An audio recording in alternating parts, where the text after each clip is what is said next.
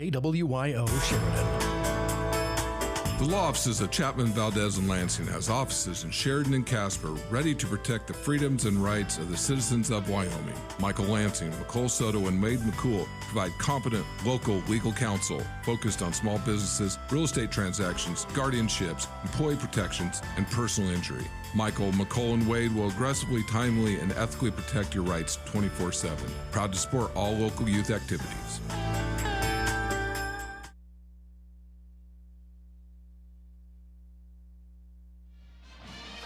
I'm Doug Hockett with Stiefel Investments, and you're listening to Sheridan Media Sports.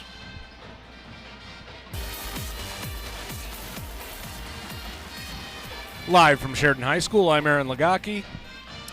Your 3-0 Sheridan Lady Broncs get set to take on the Kelly Walsh Lady Trojans up from Casper. This will be the second time in the young season where the Lady Broncs take on the Kelly Walsh Lady Trojans. The Lady Broncs opened up their season down in Casper at the Oil City Tip-Off last Thursday. They played 3 games, one Thursday, one Friday, and on Saturday as well, going 3-0, winning every game by double digits, and they defeated this Kelly Walsh Trojan team 49-29 on Thursday. Sheridan beat Green River, and on Saturday they beat Natrona to run their record to 3-0. The Lady Broncs are the defending state champions this year. Of the 3 games that the Lady Broncs played last weekend down in Casper, their best game was against Kelly Walsh on Kelly Walsh's home floor.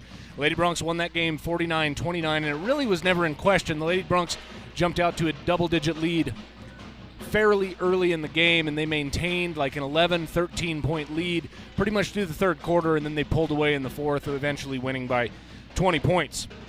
The Lady Broncs in that specific game took care of the basketball pretty well, certainly the best they had all weekend down in Casper. They took good shots. They had good shot selection. They were willing to make the extra pass, which attributed to those good shots and them making some shots. And they traded, good shots for great shots. And I a lot of times on the broadcast I'll say they make the extra pass. And when I say that, it means whoever made that pass had an open look, but maybe it wasn't a great look. They make the extra pass to a wide open person and give them a great look. And usually your shooting percentage goes way up, and the Lady Broncs did that well against Kelly Walsh, down in Kelly Walsh 6 days ago. Kelly Walsh has one player who can get hot and score a lot of points, and her name's Kennedy Davila, and I thought the Lady Broncs did a really good job on her after the first quarter. They allowed her to shoot 3 threes, or to make 3 threes in the first quarter of that game, and then they really kept her off the perimeter from there. She still scored 16 points, but she really had to work for them after that first 9. Those last 7 were hard to come by, and I thought Lady Broncs did a really good job adjusting to her and tried to make somebody else on Kelly Walsh hurt them, and nobody did. And therefore, only one double-digit score from Kelly Walsh. That was Kennedy Davila, and the Lady Broncs come away with a 20-point victory. They really shut down Davila and her ability to shoot. Like, they wouldn't allow her open looks on the perimeter, and then she couldn't beat us off the dribble, beat the Lady Broncs off the dribble. And individually, we had some really good performers down there in Kelly Walsh. They were led by the outstanding sophomore, Mesa Haniff. She had 14 points and 13 rebounds, so another double-double for the All-Stater a year ago. Aaron Newton came off the bench, had 12 points, really efficient 12 points, and efficiency in basketball just means, how many points did you score on how many shots, and Newton shot really well. She only missed 1 shot. She scored 12 points. She played solid defense and took care of the basketball in that game. And then Avery McMullen, while she didn't shoot well, she struggled from the floor, only going 3 for 12. She still had 5 rebounds, 5 assists, and played good defense. And that's something, if you've been around basketball, you can't control your shooting. Sometimes you shoot, you're on, you shoot really well. Other times you're off, you don't shoot so well, but you can help your team in so many other ways, and that's what Avery did by hitting the glass, playing solid defense like always, and taking care of the basketball on the offensive end, even though maybe the shots weren't going in. She wasn't creating turnovers or anything. So really 3 good individual efforts by the Lady Broncs on last Friday. Again, Mesa Haniff, Darren Newton, and Avery McMullen. And just some overall impressions after thinking about the Lady Broncs' first 3 games over the weekend. They definitely have to improve their strength with the basketball. As I said, they did win all 3 of their games by double-digit margin, but they didn't play particularly well in their first or last game. And there's a lot of new players and some new roles. We discussed that ad nauseum last weekend. and they just didn't look overly comfortable throughout the weekend in those positions and their roles, and that'll come with time and experience at the varsity level. But it does need to be a little bit concerning, and it's got something that needs to be worked on when they start get into conference play, and you get some teams that are real high ball pressure. The Lady Broncs are going to have to take care of the ball much better. We'll see if they can start that here tonight against Kelly Walsh. Keep in mind, tomorrow, the Lady Broncs have a rematch with Natrona. That one is in Casper. That will be broadcast on SheridanMedia.com. You can stream that from a phone, tablet, or laptop. And, of course, you can turn your radio dial on to 1410 KWIO on the AM side or 106.9 FM. Getting back to looking at the early first 3 games of the Lady Broncs, I think they need to let the offense work too. They took too many quick shots, or they drove into the lane without letting the offense work. I don't mind driving the lane. I don't mind taking shots from the perimeter, but you do want to make those couple things happen after a couple passes go around. You make the defense work. You make the defense work from left to right. Maybe you create a mismatch down in the post. Lady Broncs didn't do a great job of that last weekend, and then they really need to improve on the defensive glass too. They had stretches in 2 of the 3 games where they just allowed too many offensive rebounds to their opponents. And again, once you get into conference play and you're playing some of the better teams in the state like East and Campbell and Cheyenne Central, you're going to have to block out. Every time you give up an offensive rebound, that's an extra possession for that team, and that can be the difference in a 2 or a 4 or a 6-point ball game, are those offensive rebounds. So Lady Broncs will look for them to box out better and clear the one shot and done for Kelly Walsh would be the goal for the Lady Broncs tonight. Some of the positives that we saw, I thought the Lady Broncs showed really good stretches of defense. It wasn't 32 minutes each game by any means, but there were some stretches where they played really good defense, particularly against Natrona. They basically shut Natrona out in the second half with some high ball pressure defense in the three-quarter court and the half court, or three-quarter court and full court sets, rather. I would say those 2 presses, the three-quarter court where they trap, and then the full court where it's man-to-man and they may run and jump, those 2 presses are really effective with this group of athletes. The half court, they need some more refinement. They need to work a little bit on that as well. The team is athletic. They just need to let it work for them. Let the game come to them instead of trying to force something in the game. And when the Lady Broncs have shown patience in the half court, they've been efficient.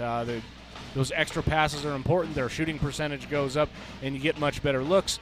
And then, of course, one last positive from the weekend is Mesa Hannaf's averaging a double-double, and she leads the state in rebounding. I know it's only been 3 games, but she was 3rd in the state in scoring last year as a freshman. She led the state in rebounding, and same story again after 3 games where she's averaging a double-double, 14 points, 13 rebounds, and she leads the state in rebounding. So really, really good sophomore, and looks to have her home debut here in 2024 in the 2024-2025 season. We'll take a quick look at the Kelly Walsh girls, and then we'll break for the national anthem and come back with your starting lineups and your opening tip. Kelly Walsh went 0-3 on the weekend. They played all 3 games at Kelly Walsh High School down in Casper as they hosted that Oil City tip-off alongside Natrona County. They're coached by Kayla Gilliam, and the last couple of years, I don't want to be rude, but Kelly Walsh has not been the most talented team. They don't have the most skilled basketball players on the floor, and I felt like the head coach, Kayla Gilliam, I've been impressed with the effort that her team plays with, and I think they've competed above where their skill set has been the last couple of years. So, yeah, I mean, you can't take anything for granted. I think I know Sheridan is a better basketball team than Kelly Walsh is, but like I said, I've been impressed with the effort that they play with, the defensive intensity that they play with. However, the big sticking point with Kelly Walsh is last year they averaged almost 23 turnovers a game, and so far through 3 games, they're averaging 25 plus. I mean, that's a lot of turnovers. That's a turnover like every minute 20. You're not going to win many games when you're giving the opposing team the ball that many times. Kelly Walsh does not have a lot of size. Again, they're not the most skilled team in the world. And on top of all that, they didn't shoot well this weekend. They shot 22% from the three-point line, or last weekend, I should say. 22% from the three-point line and 28% overall, and that's how you get to an 0-3 record on a weekend. Bright spot maybe for the Lady Trojans is the girl that I mentioned before, Kennedy Davila. She was a junior last year. She showed that she can be a really streaky shooter, and she did get hot in some games, pouring in 4 and 5 and 6 3-pointers in a game. But being streaky, she can also go cold. She averaged just under 15 points a game, in the first 3 games, and she was the leading scorer for the Lady Trojans with 16 points in that matchup 6 days ago against the Lady Broncs. If Kelly Walsh is going to keep it close this evening, they're going to need Davila to be efficient in her scoring, and she's also going to need some offensive help from somebody else on the floor. The last time these guys played, it was Kenny Davila with 16, and then everybody else had 5 or fewer points. She's going to need somebody to get 8 or 10 or 15 if they're going to compete with the Lady Broncs here tonight. So we are getting set. The boys' game will tip off somewhere around 7 o'clock tonight, so keep your radio dial tuned right here. Remember, we are streaming this live on SheridanMedia.com. They do a great job with the video feed, so you can hear the game as well as watch the game. So if you've got the radio on and you forgot that we're going to stream that as well, just flip over to SheridanMedia.com during this commercial, and you'll have the video feed and the audio as well. National Anthem getting set to start. You're listening to Lady Bronc Basketball on 1410 KWYO and 106.9 FM. KWYO Sheridan. Have you been to the showroom at Thompson Master Masons? If you're thinking about doing a masonry project, you need to stop by and check it out. Thompson's is located on the corner of Broadway and 11th in Sheridan with a showroom full of brick and stone samples. They offer both man-made and natural stone. As a matter of fact, Thompson Master Masons has the widest selection of stone, block, and brick in town. Wholesale or retail, contact Thompson Master Masons.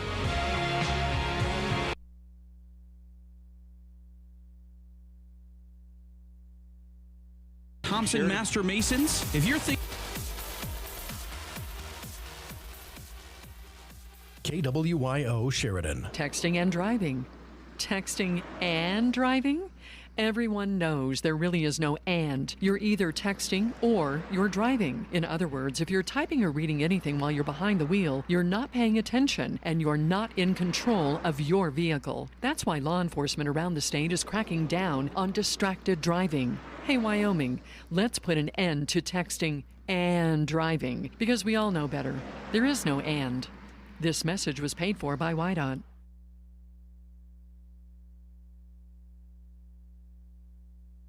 This is Kent Sherwood with Sheridan Physical Therapy, and you're listening to Sheridan Media Sports.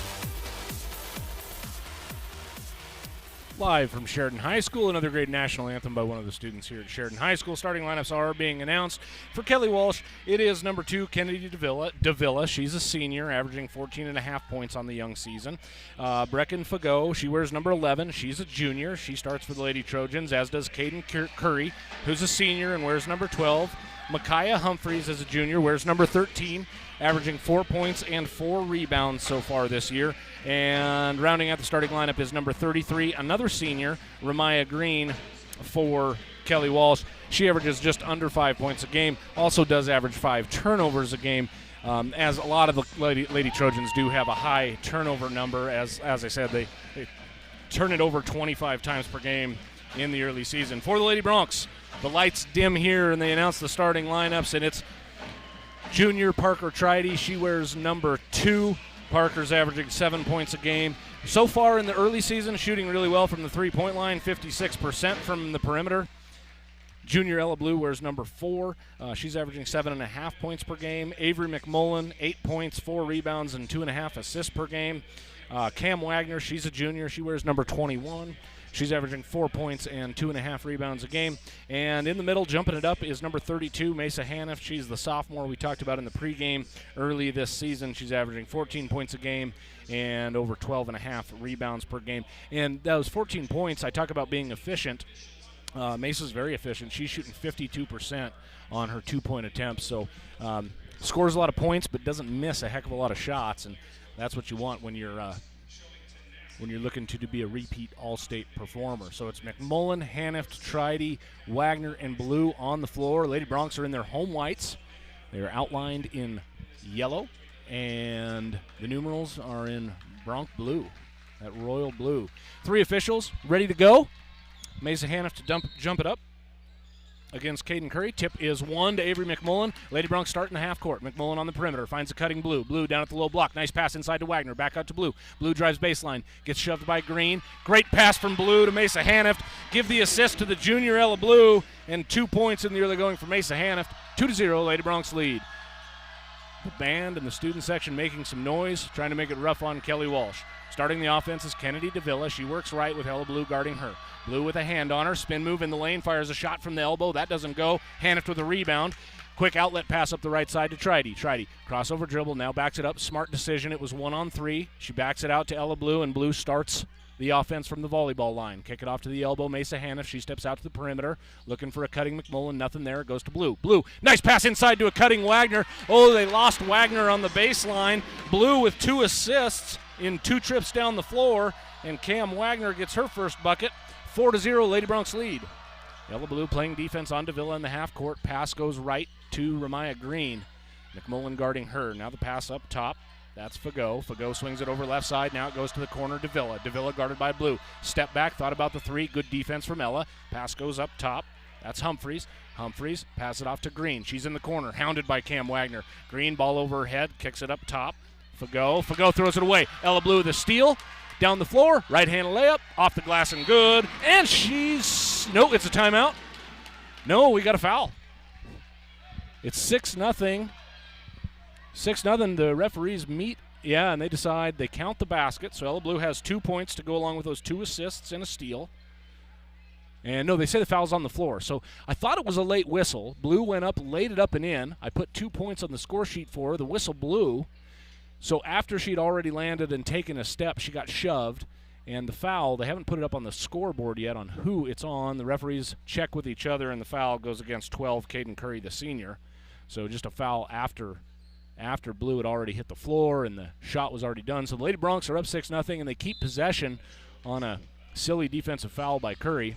And now McMullen inbounds from her own baseline. Gets it off to Blue. Open 3, right corner. That is no good off the front iron. Rebound Cam Wagner. Wagner backs it out with the right hand. Passes right to Blue, and Blue resets the offense. Shakes her left hand in the air. Sets a offensive play. Pass goes to Tridy. Bounce pass off to Hanift. Hanift guarded by Davila, top of the key. Hanift 1 dribble. Now to Blue. Blue gets a screen. Little pick and roll, and that one's thrown away. Hanift wasn't quite ready for it, and the ball was tipped away by Fago. Fago tipped like 8 passes in that game against Sheridan. She didn't get very many steals, but her hands got in the passing lanes a lot, and she gets another one here in this game. 6-0, Lady Bronx lead. Kelly Walsh ball in the half court, and we've got a travel. So another turnover against Kelly Walsh, as it was Curry dragging her pivot foot before she decided to dribble. Unforced turnover. And the Lady Broncs have the length of the floor to go once Wagner gets it in. She passes it off to the junior Blue. Blue's picked up full court by Davila. Davila puts 2 hands on Blue's hip, and that's a foul. Well, that's a really consistent foul. Anytime you get 2 hands on the ball handler, they'll let you get away with 1. Sometimes they'll let you get away with a forearm. But as soon as you get 2 hands on a ball handler, they call that hand check, and it's an automatic foul and a bad foul from Davila.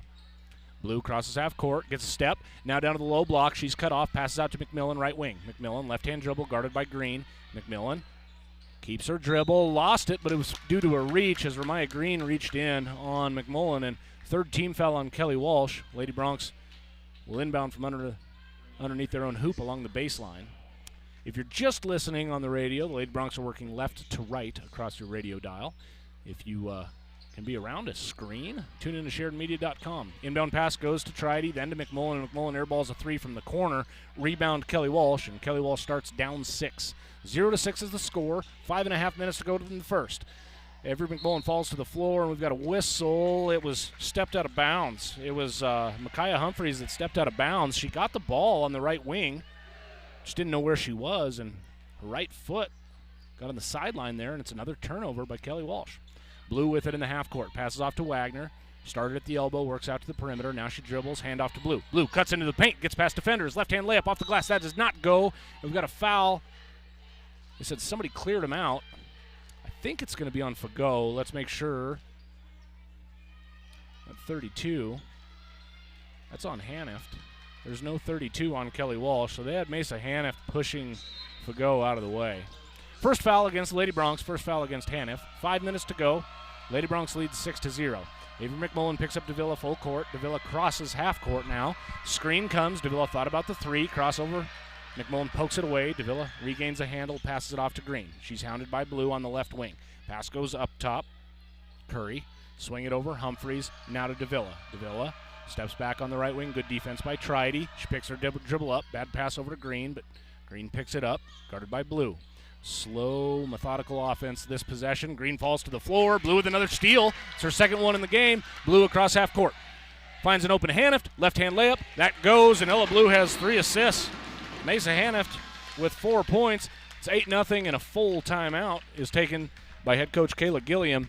8-0, 4:26 to go here in the first period. You're listening to Lady Bronc basketball on 1410 KWIO and 106.9 FM. KWYO Sheridan. Mossholders Design Center proudly supports our young student athletes in Sheridan County. Being a member of a successful team takes determination, a strong work ethic, and great leadership. It's those qualities that have defined Mossholders over the last 115 years in Sheridan. We're proud of the Mossholders legacy, and we're proud of our local athletes and coaches. Let the talented and hardworking staff at Mossholders help you with your next furniture purchase or design project. Mossholders wishes each and every team the best of luck this season. Go Broncs and Lady Broncs. Hi, this is DJ Dearcorn of First Federal Bank and Trust, and you are listening to Sheridan Media Sports. Live from Sheridan High School, Lady Broncs have opened up an early 8-point lead. 3.5 minutes gone. Lady Broncs make a couple substitutions out of the timeout as Kaylee Chase checks in. She's a senior, wears 55. The sophomore Erin Newton, who had a really nice game against Kelly Walsh last Friday, is on the floor as well. She wears number 0. So you got Newton and Chase. They're joined by Hanift, Tridy, and McMullen. Lady Broncs show zone to open out of the timeout. Davila with the basketball. Just a different defense shown by the Lady Broncs, and we'll see how Kelly Walsh handles that. They did not handle man well. Green with it, hounded by Hanift. Green throws a wild pass. Davila comes down with it, pass off to Humphreys. Shot for the three-point line. Air ball, rebound Hanift up the left side to McMullen. Along the left sideline, McMullen looking inside. Nothing there. Kick it out, Tridy. Tridy has an open 3. Didn't take it. Dribbles and goes to Newton instead. Newton, left-hand dribble. Kelly Walsh switches. Pass goes off to Hanift on the perimeter. Now over to McMullen. Right-hand dribble near the top of the key. Finds a rolling Hanift. Hanift goes up with it. Shot blocked away by Davila. Whistle comes along the baseline, and Hanift goes to the line to shoot 2. Well, Davila's much smaller than Hanift. Hanift stands about 5'10". Davila maybe 5'6", maybe. I mean, more like 5'4", 5'5". And she went up, tried to block the shot, and they whistle for the foul. Hanift goes to the line. Can't get that one to go. Hanift with 4 points in the game. Hanift, a good free throw shooter. Shot over 70% last year and shot a ton of free throws. Shot well in the early going of this season as well from the charity stripe. 81% from the line. She had 21 attempts in 3 games, so Hanift gets to the line a lot and hits that one, and it's 9-0 Lady Broncs lead. Here comes the run and jump. Green with it. Jump pass goes over to Humphreys. She finds an open Curry underneath. Lay it up. No good. Off the glass. Boy, Curry had a great look at it on a pass from Humphreys and just shanked the layup. Put it right off the glass way too hard. Ball goes out of bounds. Kelly Walsh maintains possession. Kelly Walsh inbounding. It's Humphreys. Humphreys kicks it up top. Fago fires a shot from the elbow. Hard off the glass. Rebound bounces around. Hanift runs it down. Quick outlet to McMullen. 2-on-2 break. McMullen up the left side. Little jump stop. Actually, she traveled. She just drug that foot instead of a jump stop. Good call. And a turnover by the Lady Broncs. They had a 2-on-2 fast break and just could not get that one to go. So Kelly Walsh basketball after the turnover. 3:29 to go. And Kelly Walsh not confident against this pressure from the Lady Broncs. Ramaya Green just puts her heads down, drives up the right side, passes it off. Shot is fired up and missed by Curry. Rebound bounces around, goes to the corner. Shot is good. First points in the game. Miley Morrison, the sophomore off the bench, gets the first 3 for Kelly Walsh. 9-3. Lady Broncs lead. 3:04 on the range scoreboard. Erin Newton with it, right side. Sophomore picks up her dribble, looking left, passes left to McMullen. McMullen off to Tridy. She's on the left wing. To the elbow. Little bounce pass off to Newton. Top of the key. Newton, one dribble, kicks it off to Chase. Chase looking inside for Hanift. Good position by Mesa. One power dribble, shot up off the glass. That doesn't go. Avery McMullen, offensive rebound. Shot up. That doesn't go. Hanift gets the rebound. No foul called. Holy cow, there was a lot of contact. No call. And now they call Avery McMullen for a foul.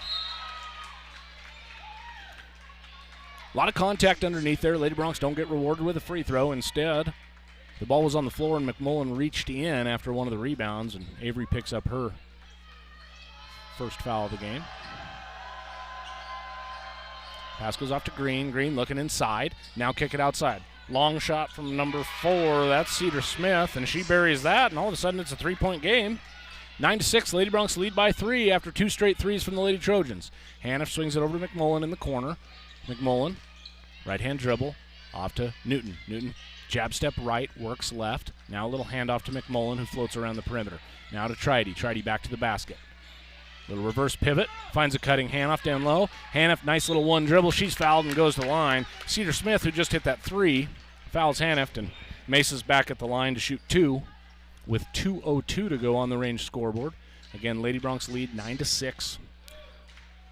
Lady Broncs went on a 9-0 run to start this game, and Kelly Walsh has answered with 2 straight threes. Haniff hits that and ends the Kelly Walsh run. Haniff with 6. And substitutions for the Lady Broncs. Maddie Wagner into the game for her first time. She's a senior, wears number 15. Ella Blue back in the game, as is Parker Tridy. Haniff, second one up. That's off the front iron. Doesn't go. Rebound to Green. Kelly Walsh moves it up the right side of the floor. Green handling the point. 10-6. Lady Broncs lead by 4. Green, guarded by Blue. Crossover dribble, kicks it off. Now the pass goes left side. Morrison, she'll try a 3. Off the front iron, doesn't go. Haniff got her hand on the ball, but there's a foul. Newton's on the floor. It's Fagot. They push Newton down to the floor. That's the 5th team foul on Kelly Walsh, which means even though it was a rebound, Aaron Newton gets to shoot 2 free throws. Aaron Newton averaging over a steal a game in the first 3 games, 4 points a game. And Aaron, 3 for 4 from the free throw line in this early season. Make that 4 for 5 as she hits the first one. Newton's in the scorebook for the first time tonight. 11-6, Haniff checks out. Cam Wagner back into the game, so it's Cam Wagner, Aaron Newton, Maddie Wagner, Parker Tridy, and Ella Blue. Newton's second free throw is on its way. The right-handed shot goes. 2 points for Aaron Newton. 12-6, Lady Broncs lead by 6. Minute 45 to go. Trapping pressure from the Lady Broncs. Green gets it across half court, throws it away. Newton read the passing lane, stole it left side, jump stop, and she's hammered. Miley Morrison grabbed her with both hands and then put both hands straight up in the air. It's a fast break. Everybody's looking at you. She grabbed her from the backside and then put both hands immediately in the air. There was no question it was a foul. Not going to have an easier foul call in this game, most likely. Newton back at the line, misses that one. It remains a 6-point lead for the Lady Broncs with a minute 35 to go here on the Range scoreboard. I want to thank the folks at Range for sponsoring the scoreboard once again this season. Newton's second free throw on its way, and it's true. Newton 3 for 4 on the game from the free throw line, and it's 13-6. Newton has 3 points in the game, all from the free throw line. Green gets to the volleyball line. Trap wants to come. She gets it off to Morrison. Morrison back to Green. Now to the corner, Smith. Smith thought about the 3, guarded by Blue. Goes to Green instead. She's on the right wing. Looking inside. Kelly Walsh a little bit out of sorts with this zone. They slow it down a little bit with Morrison. Then to Green. We've got a blocking foul against the sophomore Aaron Newton. Green attacked the basket. Newton tried to step in and clipped Green, and Newton's the one that fell to the floor, and Newton inherits the foul. Just her first in the game. Sideline out of bounds play for Kelly Walsh. Micaiah Humphreys, the one inbounding. A quick substitution as Fagot runs to the scorer's table. And they don't get her in, actually. Ball was inserted already, so Green has it.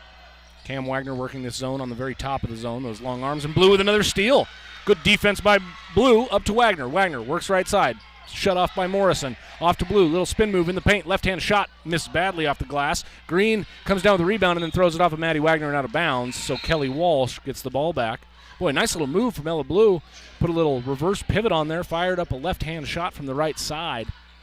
Shot it off the glass. And Ramaya Green smartly got the ball, but as she was falling out of bounds, threw it off of Cam Wagner and out of bounds. And Kelly Walsh gets possession. 7-point game. Lady Broncs lead under a minute to go here in the first quarter. In the half court, pass goes over right side to Green. Green guarded by Newton. She gets baseline. Got past Newton up off the glass. That doesn't go. Good hard rebound by Cam Wagner, but it's a jump ball. Wagner went in there, dove for the rebound, and she and Micaiah Humphreys both tied up the basketball. Possession arrow points the way of the Lady Trojans. It's Morrison inbounding from underneath her own hoop. Morrison kicks it off to Green, left corner. One dribble, tries an 18-footer. That's in and out, doesn't go. Wagner with position but can't hang on to it, and Fagot puts it up and in. Brecken Fagot, 2 points in the game. She had 4 in the previous matchup against Sheridan.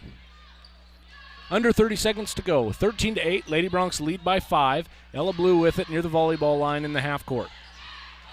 Blue working left, goes to Wagner, swing it over Newton. Now looking at the corner for Tridy. Now to a cutting Tridy. She's at the elbow. Tridy one dribble. Has to look back to the perimeter. Gets it to Wagner. Bounce pass out to Tridy. Tridy to Blue. 4 seconds. 3. Blue. She's going to go. Fires a wild shot. 18 feet and does not go. And that ends the first quarter 13-8.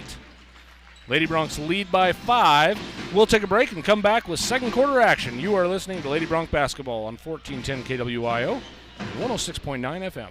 KWYO Sheridan. Hello, this is David Hubert at First Bank of Wyoming. We believe in building lasting relationships with our customers. We value the people in our communities and strive to make sure they have the resources they need to be financially successful. Our experienced staff is committed to providing each of our customers with a personalized banking experience to fit their individual needs. From applying for a loan or helping with your account needs, we're here to help. Stop by and see us at our new location, 460 East Brundage Lane, First Bank of Wyoming, division of Glacier Bank, member FDIC. Hi, I'm County Commissioner Christy Haswell, and you're listening to Sheridan Media Sports. Live from Sheridan High School, I'm Aaron Lagaki. Lady Broncs lead at the end of one, 13-8. Nice first quarter by Ella Blue. Nice to see her get off to a good start.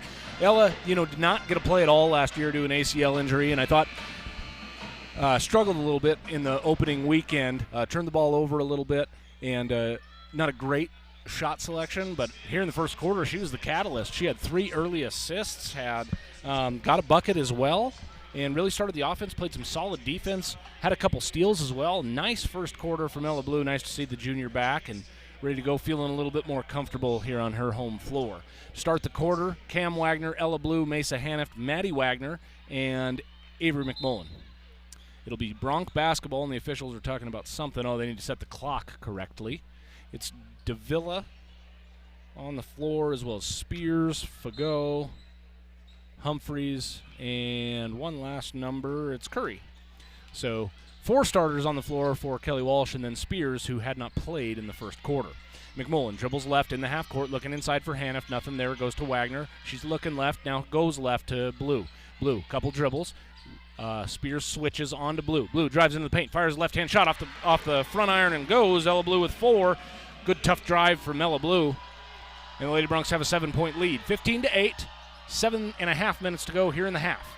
Davila with it. Left-hand dribble, now between the leg dribble. Blue hounds her. Lady Broncs show man. They were in zone for the last 2 minutes of the first quarter. They go back to man now. Pass goes off to the corner. That's Humphreys, guarded by Haniff. Humphreys, a couple dribbles into the lane. Kicks it out to Curry. Curry, Blue reaches in, knocked it away. Curry gets it off to the corner. Spears, then to Davila.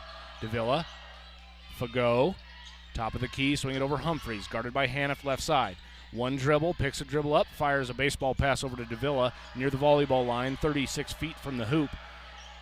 Blue still guarding Davila. Now skip pass over to Humphreys. Mesa Haniff knocks it away and out of bounds. Good hands by the sophomore there to knock it out.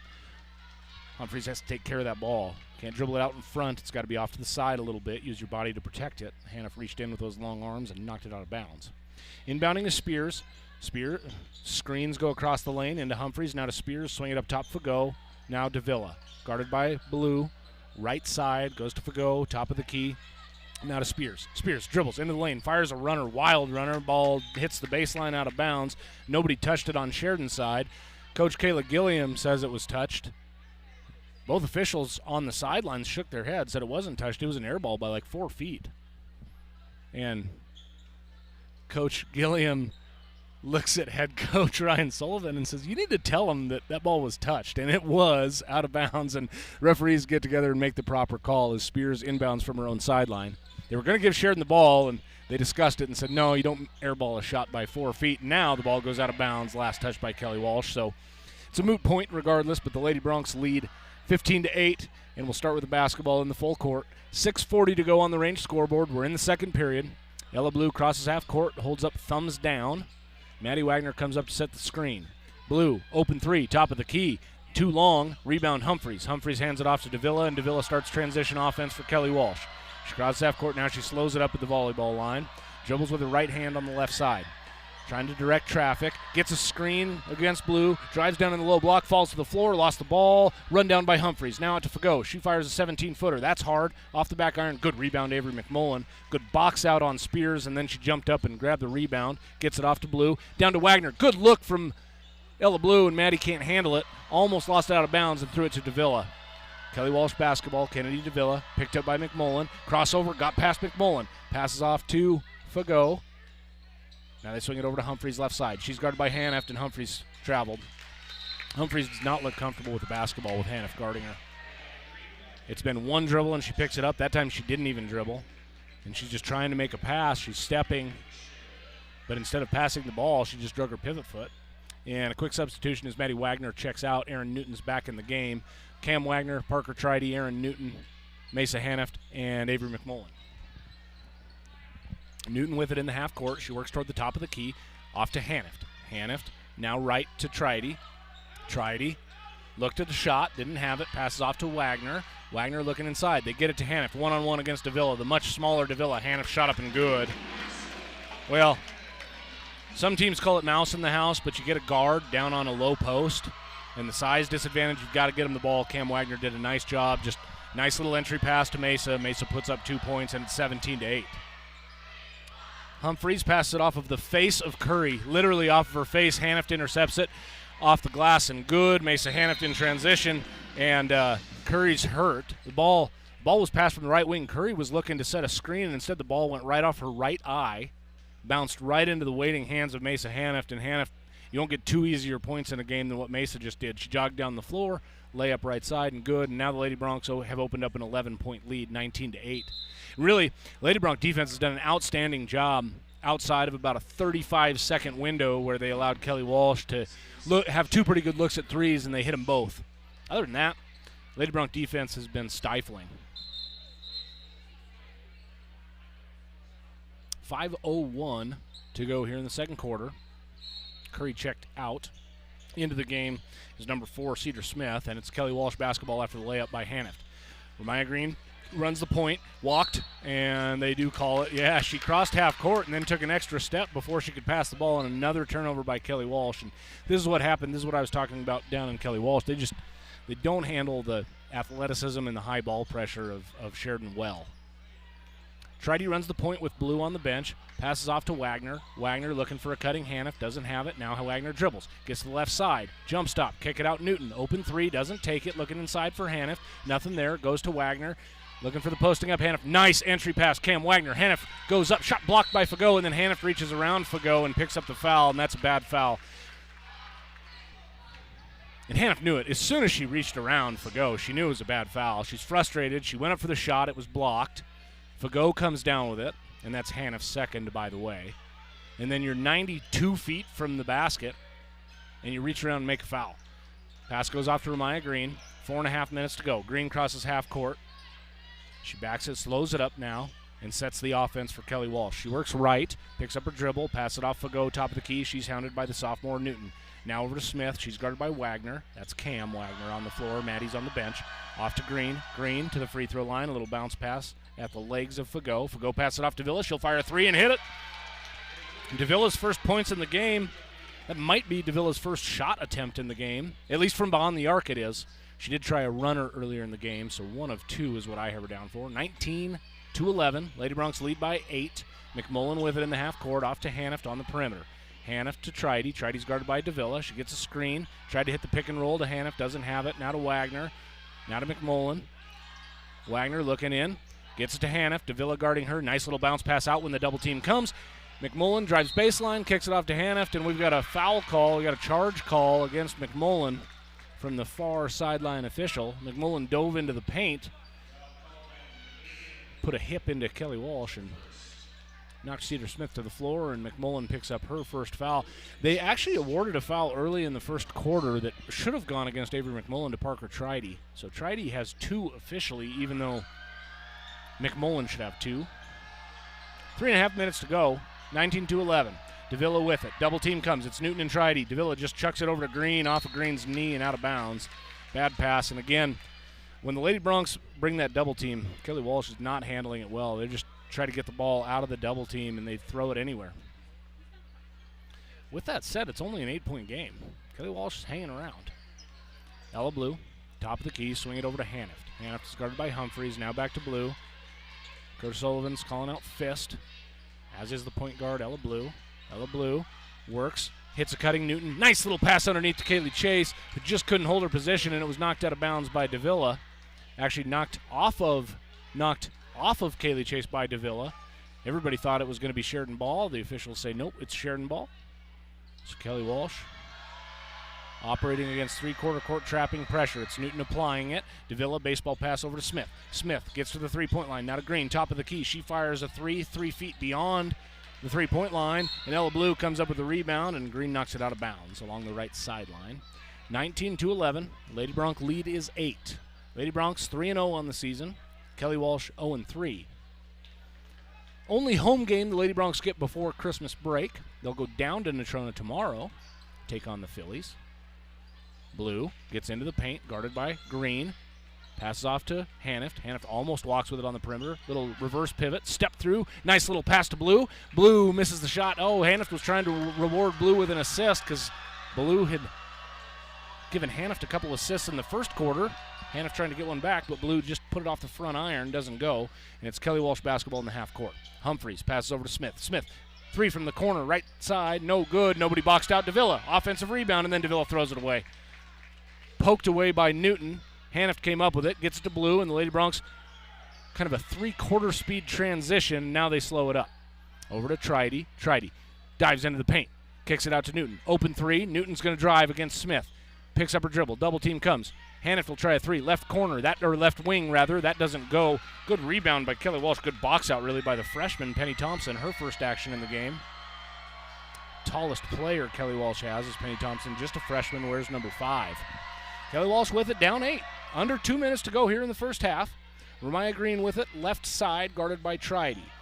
Now the pass goes to Davila, hounded by Blue. Davila can't go anywhere. She gets a screen from Humphreys, and it's a moving one, so that's a turnover. Humphreys went out to the top of the key to set the screen, and Blue tried to get around it, and once she tried to get around it, Humphreys moved a little bit, and that's a moving screen, and now the Lady Broncs with that dead ball foul, or with that foul and a dead ball, make a few substitutions as Avery McMullen and Maddie Wagner check back into the game. Cam Wagner, Aaron Newton, and Parker Tridy all on the floor, joining McMullen and Maddie Wagner. Cam dribbles, gets to the paint, picks up her dribble. Now a little bounce pass, stolen by Davila and then stolen right back by McMullen. Minute 18 to go. McMullen kicks it off to Tridy, and the Lady Broncs need to restart their offense. Tridy, 32 feet from the hoop, kicks it out to Wagner. Pump fake left wing to a Maddie Wagner, and Maddie can't handle that pass, out of bounds on the baseline. Another turnover by the Lady Broncs. Pass was maybe a little far for Maddie, but she probably should have come up with it. Minute 3 to go. Kelly Walsh basketball, just an 8-point game, 19-11. Humphreys with it in the half court. One dribble again, picks it up immediately. Off to Fagot, over to Green. She fires a shot. Oh, Tridy missed a box out, and Humphreys came up with it, and Kelly Walsh gets to reset. Davila will fire a 3. That's NBA range. Doesn't go. It's off the front iron, out of bounds, and the Lady Broncs take over possession with 44.6 seconds to go on the range scoreboard. 19-11. Lady Broncs lead. Tridy runs the point. She's joined by Cam and Maddie Wagner on the floor.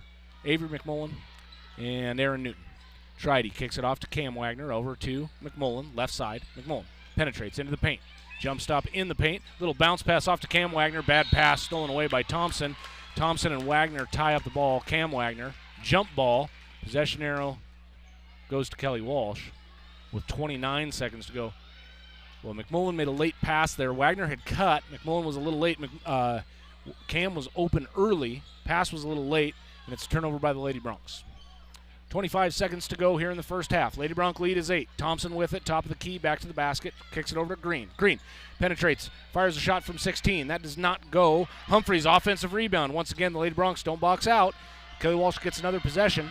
Davila with it, off to Thompson. She's 35 feet from the hoop, and bad pass from the freshman, stolen away by Tridy. 3 seconds, 2 seconds. She tries to get off to Cam, stolen by Fagot, and that's the end of the half.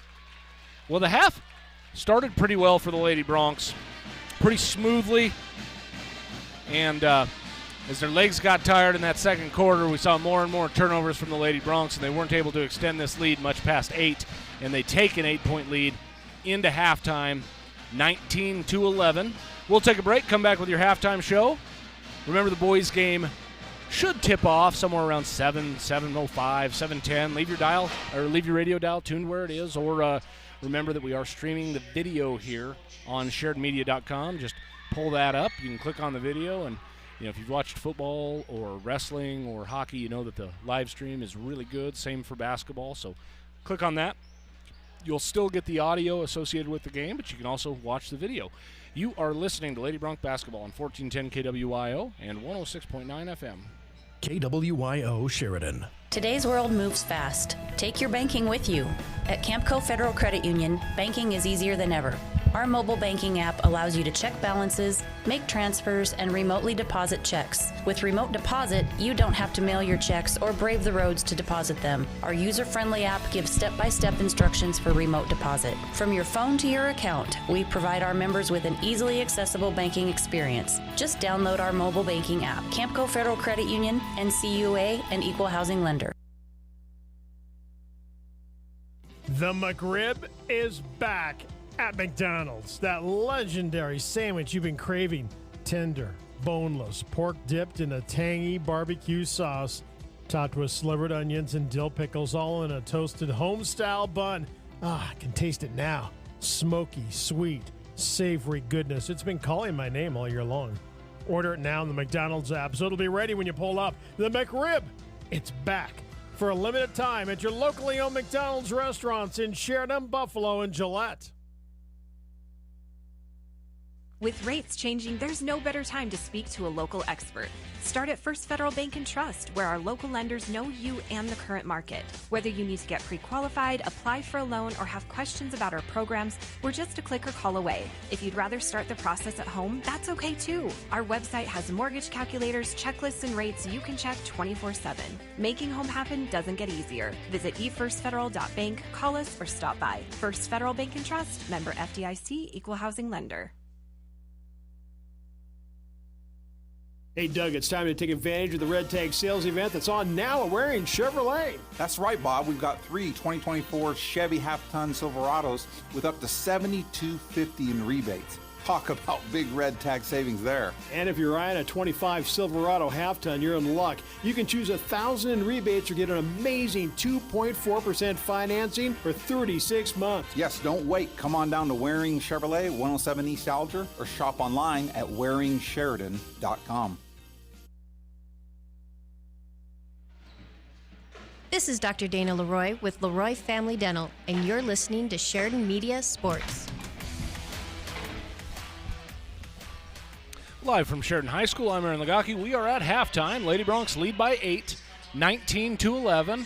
But Lady Broncs came out, I thought, played a really good first quarter, a very clean first quarter.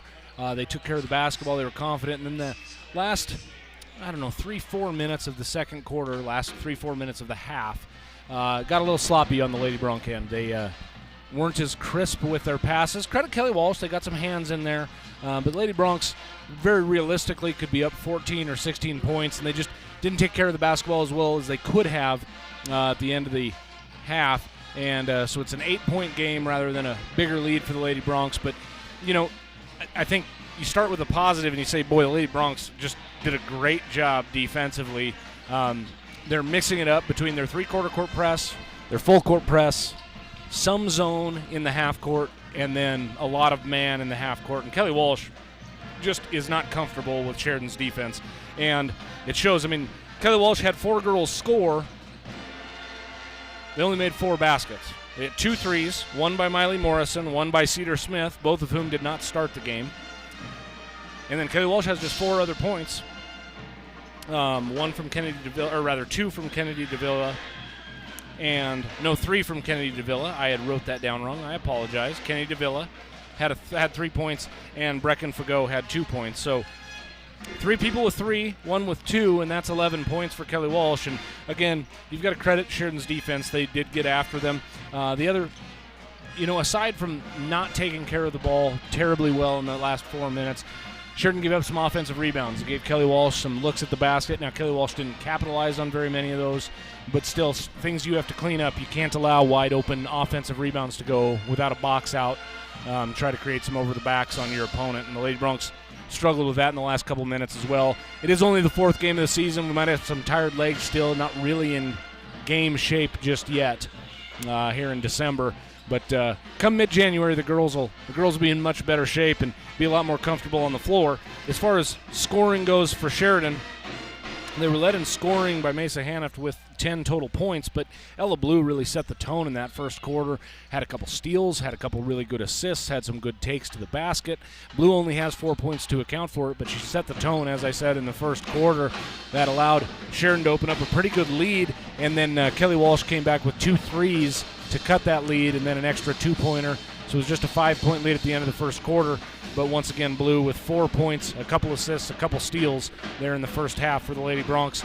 And then Erin Newton had 3 points, all from the free throw line. She went 3 of 4, and Cam Wagner had a basket as well. So 10 for Hanift, 4 for Blue, 3 for Newton, and 2 for Cam Wagner. Nobody else scored in the game. Erin Newton has the only bench points for the Lady Broncs with those 3 free throws. And for Kelly Walsh, they did have a couple girls off the bench score. That was Miley Morrison and Cedar Smith, who each hit a 3-pointer, and 19-11. Tomorrow night, the Lady Broncs take on the Natrona Phillies. Lady Broncs defeated Natrona by 20, just like they did Kelly Walsh down in Kelly Walsh last weekend. And what happened in that game, the Lady Broncs did not play well offensively in the first half, but they absolutely dominated the second half defensively. Lady Broncs were down 2 at halftime, and as I said, they had not played well against Natrona in that first half, and they were down 2. And they came out and pressed Natrona full court the entire second half, and then wound up winning by 20. Natrona just could not handle the ball pressure that the Lady Broncs applied. It was a really motivated second half, and it showed you the capability that Sheridan has defensively with all these athletes on the floor. So a rematch from a week ago tomorrow night. Lady Broncs are set to play at 5:30 tomorrow night. That game is down in Casper at Natrona County High School. It will be on the air, 1410 KWIO and 106.9 FM. The Sheridan boys, they're going to take the floor in about 45 or 50 minutes and tip off against the Kelly Walsh Trojans. Those two teams met on Friday as well, and that was an exciting game. We'll talk more about it during the boys' game, but it was a 1-point victory from Sheridan as, there was some heroics in that game with 0.3 seconds on the clock. And so it'll be a rematch of a high-energy Kelly Walsh team and a fun Sheridan team to watch on the boys' side. The boys also play Natrona tomorrow. They blew Natrona out down in Natrona last Saturday, and they'll play down in Natrona at 7 o'clock tomorrow night. And again, that game will be broadcast right after the girls' game. So you've got more basketball action, and then that will do it for basketball in 2024. And then we'll come back in 2025 in January and bring you some action from Casper as the Lady Broncs will take on East and Central, and as will the Broncs. And that'll be conference play, as there are now no quadrants in conference records, and it'll mean something then. So that's what the schedule looks like for the Broncs and Lady Broncs. We'll take another break and come back with second half action. Your Lady Broncs lead 19-11 at half. You're listening to Lady Bronc basketball on 1410 KWIO and 106.9 FM. KWYO Sheridan. Congratulations to our hometown shopping sweepstakes winners. At ERA Carroll Realty, we love to take part in fun promotions like these that keep the holidays festive and fun, and also keep our retail dollars right here at home. Hi, this is Tom Bellis with ERA Carroll Realty. We are about more than real estate. We're about family, friendship, and community. Merry Christmas and Happy New Year from all of us here at ERA Carroll Realty.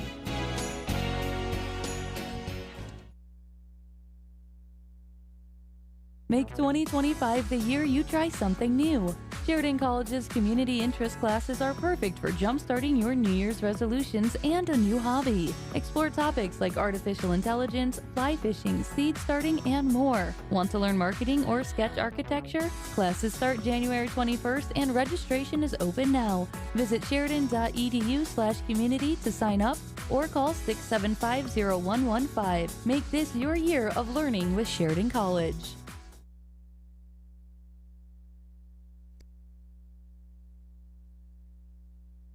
This is Dr. Michelle Meehan, and you're listening to Sheridan Media Sports.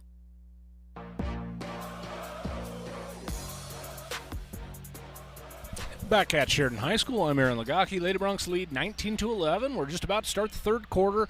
It's Mesa Hanift, Parker Tridy, Ella Blue, Avery McMullen, and Cam Wagner on the floor for your Lady Broncs. So starters on the floor, 3 juniors, Blue, Wagner, and Tridy, 1 sophomore, Mesa Hanift, and the lone senior, Avery McMullen. She wears number 12, and she'll do the inbounding duties for the Lady Broncs. She's talking to the official right now, Greg Carroll over there. He's one of the officials tonight. Having a good conversation with Avery, and the Lady Broncs start with an 8-point lead. Blue starts the offense right side. Works to the right wing, now works inside. She's stopped by Green, looked for Wagner, threw it away. Ball's loose, McMullen runs it down. Pass goes off to Blue, open 3, top of the key. Green was too late to get there, bang, Ella Blue. She has 7 in the game and starts the second half. Close to how she started the first half with a nice possession and gets the Lady Broncs started. 22-11. Lady Broncs have doubled up. Kelly Walsh, they lead by 11. Pass goes right wing. Ramaya Green, she's guarded by McMullen. Overhead pass to a cutting Humphreys. Humphreys is hammered by Cam Wagner. Well, defensively, the coaches say jump to the ball and don't allow any face cuts. What that means is as soon as the pass goes to the right wing, you've got to jump toward the basketball away from your man. Otherwise, what happens right there is Humphreys got a step on Wagner. She was able to cut toward the hoop. She hits the first free throw.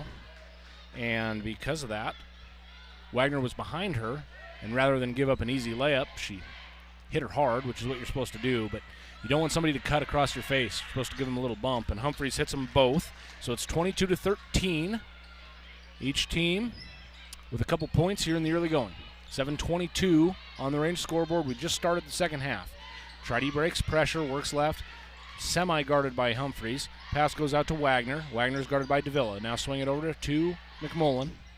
McMullen, couple dribbles. She's picked up by Morrison. Morrison did not start the game, but started the second half for the Lady Trojans. Blue drives into the paint. Jump stop near the low block, left side. Nice little bounce pass to a cutting Tridy. Layup up and in. Well, Blue gets the assist, but Parker Tridy's the one that made that one happen. A great back door. Acted like she was running out to the perimeter, and then Kelly Walsh throws it away. Green just threw it right to Tridy. She gets the steal. Pass goes over to McMullen, now to Blue. Blue on the right wing, looking in Wagner. Wagner, low block, shot up. That doesn't go. She gets her own rebound and then is tied up by Humphreys. Jump ball goes to Kelly Walsh. 24-11. Lady Broncs started the second half with the basketball, so the first jump ball awards Kelly Walsh possession, and Ramaya Green handles the point for Kelly Walsh. Green across half court. She's trailed by McMullen. McMullen tips the ball away. It's loose. Fagot lost it out of bounds. Last touch by Fagot. And Sheridan takes over. Another turnover by Kelly Walsh. Kelly Walsh, 3 games into the season, averaging more than 25 turnovers a game, and they're going to hit that mark again tonight. Blue with it. She's a lot of contact by Ramaya Green. Blue tried to accelerate. Nice change of pace from the point guard, Blue. Green didn't like the call, but she bodied up Ella Blue. I mean, I said there was a really obvious foul in the end of the first half down below. That was about as obvious as it gets up at the top of the key. McMullen. Inbound goes to Blue. She's picked up by Green. Lady Trojans switch. Fagot on Blue. Blue dribbles into the paint, fires left-hand shot, and Green got a piece of the ball, but also a piece of the arm, and Ella Blue goes to the line to shoot 2 free throws. Ella Blue, in her first 3 games, got to the free throw line 11 times and made 7 of them. She's now 8 for 12 as she sinks the first one and has 8 points. Again, nice game by the junior Blue. Good energy from her. Good decisions for the most part on the floor. And second free throw's up, and it goes, and she's 9 for 13. She has 9 for 13 on the season from the free throw line. She has 9 points in the game. Ball's on the floor. Davila comes up with it. Baseball pass down the floor to Fagot, knocked out of bounds by Cam Wagner. Good D by Cam. When the Lady Broncs press, sometimes the people on the back sneak up. They try to make you throw it over their head. Davila tried it that time, and Wagner was able to get back and knock it out of bounds. Humphreys inbounding. Gets it off to Davila. Davila penetrates in the lane. Haniff knocks it loose. Davila comes up with it.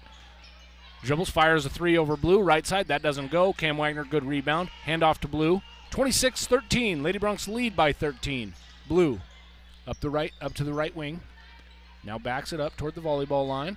Long left-hand pass over to McMullen. Now to Wagner in the left corner.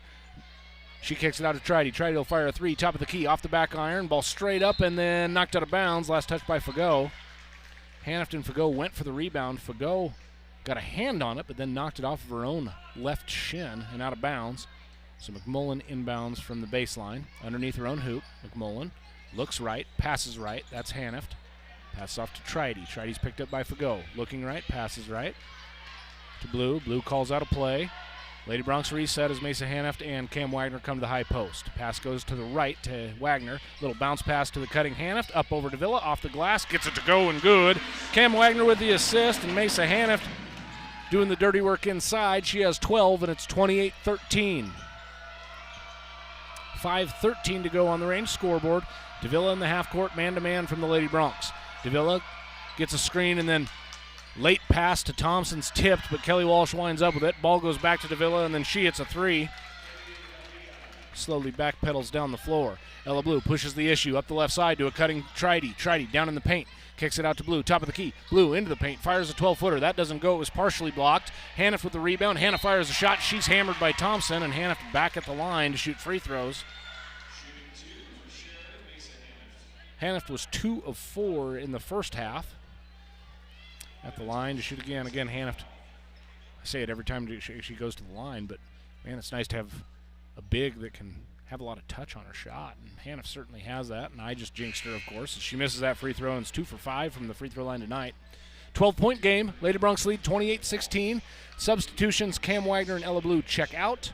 Kaylee Chase and Aaron Newton in. So it's McMullen, Hanaft, Tridy, and the new players Newton and Chase on the floor for the Lady Bronx. Hanaft's second free throw, no good.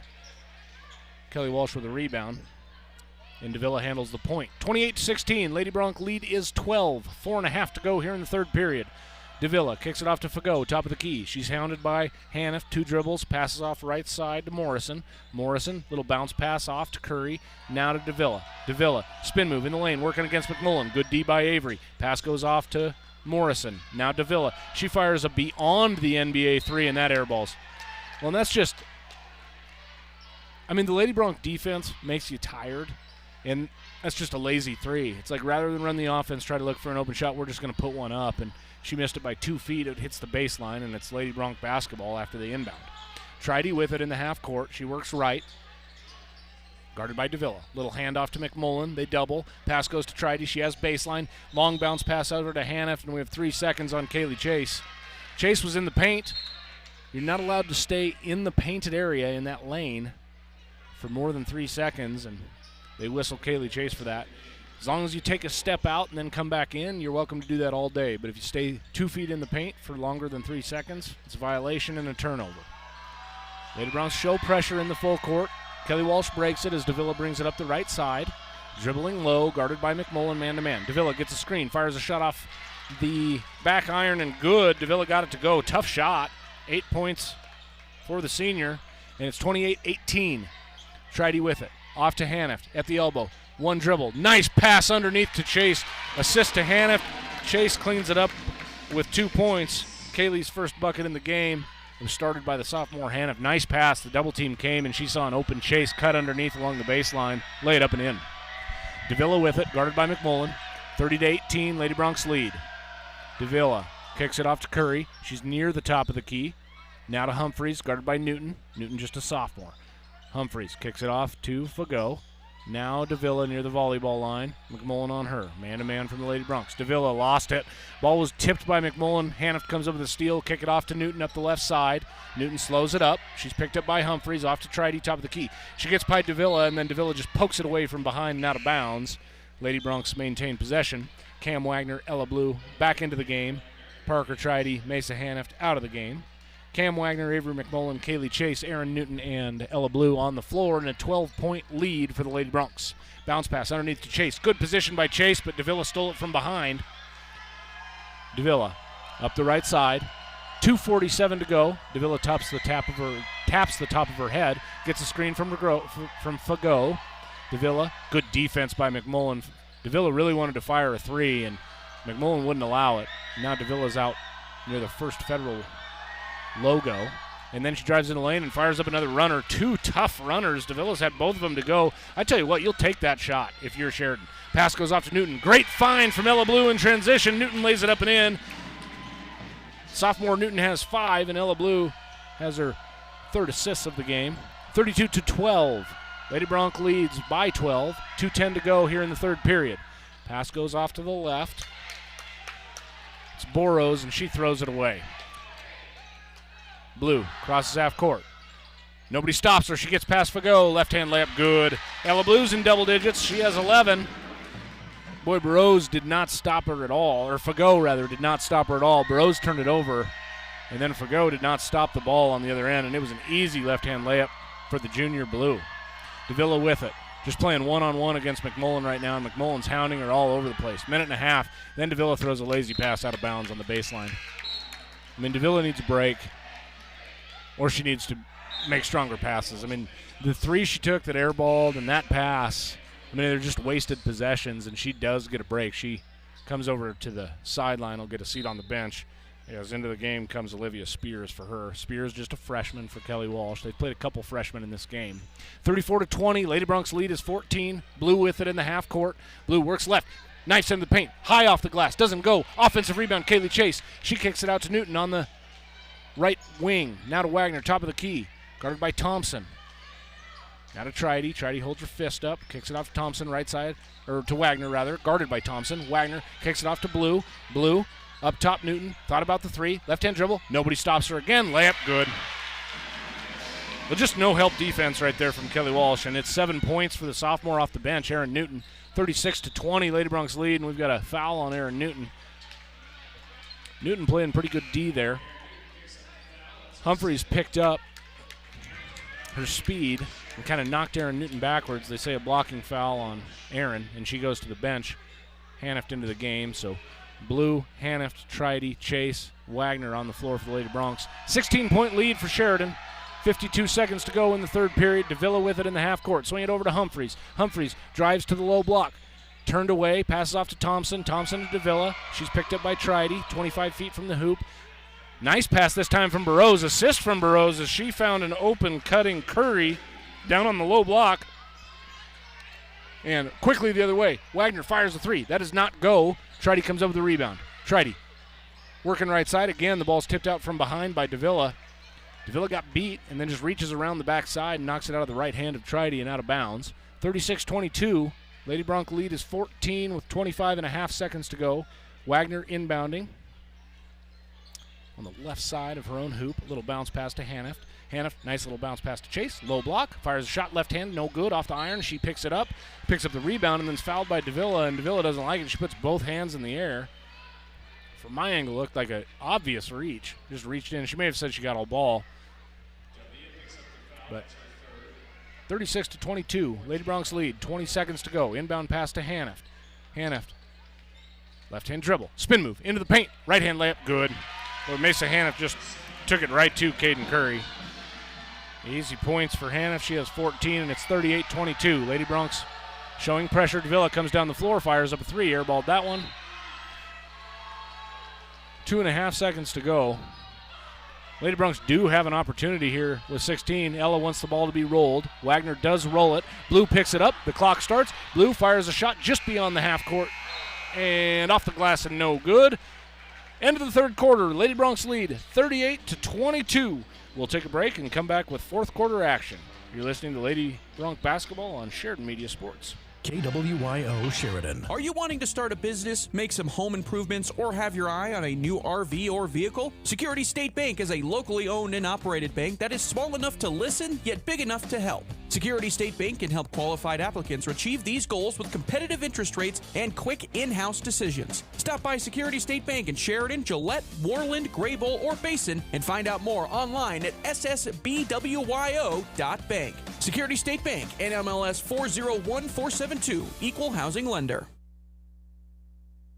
This is Kent Sherwood with Sheridan Physical Therapy, and you're listening to Sheridan Media Sports.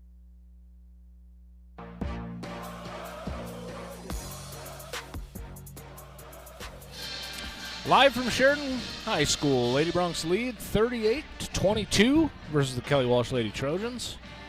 16-point lead for the Lady Broncs, and they've played pretty well throughout this game other than about a 3 or 4 minute stretch to end the first half. Pretty solid performance by the Lady Broncs, and they break their huddle early.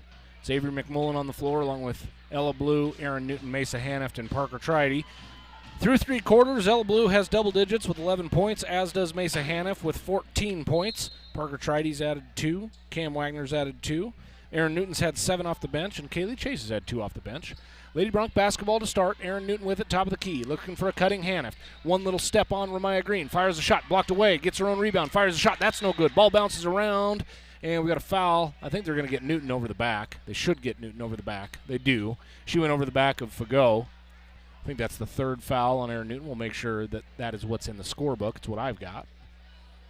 Coach Sullivan talking to the official a little bit. Said there's fouls going on there. He wants a call too. Not happy about it. Pretty heated on the sideline. And it is the 3rd on Aaron Newton. Humphreys passes off to Davila. Must have been something away from the basketball because Newton definitely jumped over the back of Fagot. Pass goes off to Green. Hannah and Green throws it off of the hip of Hanneft as Hanneft came to help. Kelly Walsh basketballs. The ball goes out of bounds. Humphreys inbounding from her own baseline.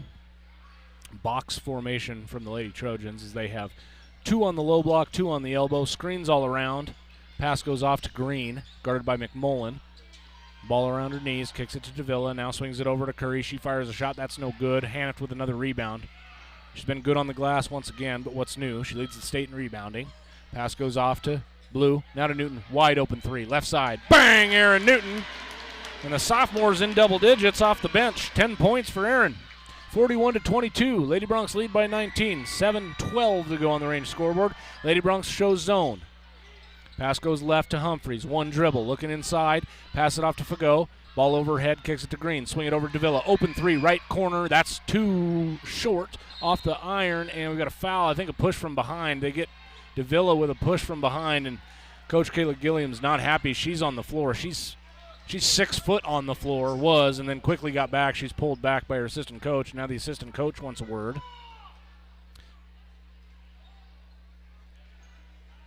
Well, I thought Newton went over the back, and we saw Coach Sullivan getting heated. And I thought maybe there was something away from the basketball that he saw. Right there, Gilliam's upset. I thought they were 2 good calls. Over the back, over the back. Blue with it, top of the key, working against Green. Back to the basket, little reverse pivot. Looking for somebody, finds Newton on the perimeter. Newton gets to the free throw line. Nice little tough bounce pass to Parker Tridy, who couldn't handle it and out of bounds.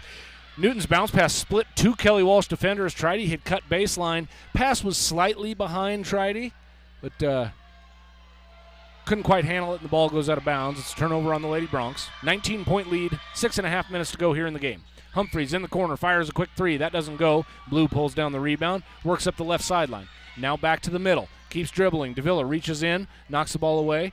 Newton comes up with it, picks up her dribble, wants Newton to come get it, or wants Blue to come get it. Blue does, and starts the offense once again.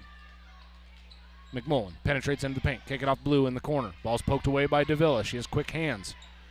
McMullen with the basketball after it was poked away by Blue, and then she just crosses over Davila. Great little bounce pass from Avery McMullen. Assist to the senior. 2 more points for the sophomore Hanneft, and it's 16 points for Hanneft. Set up by McMullen.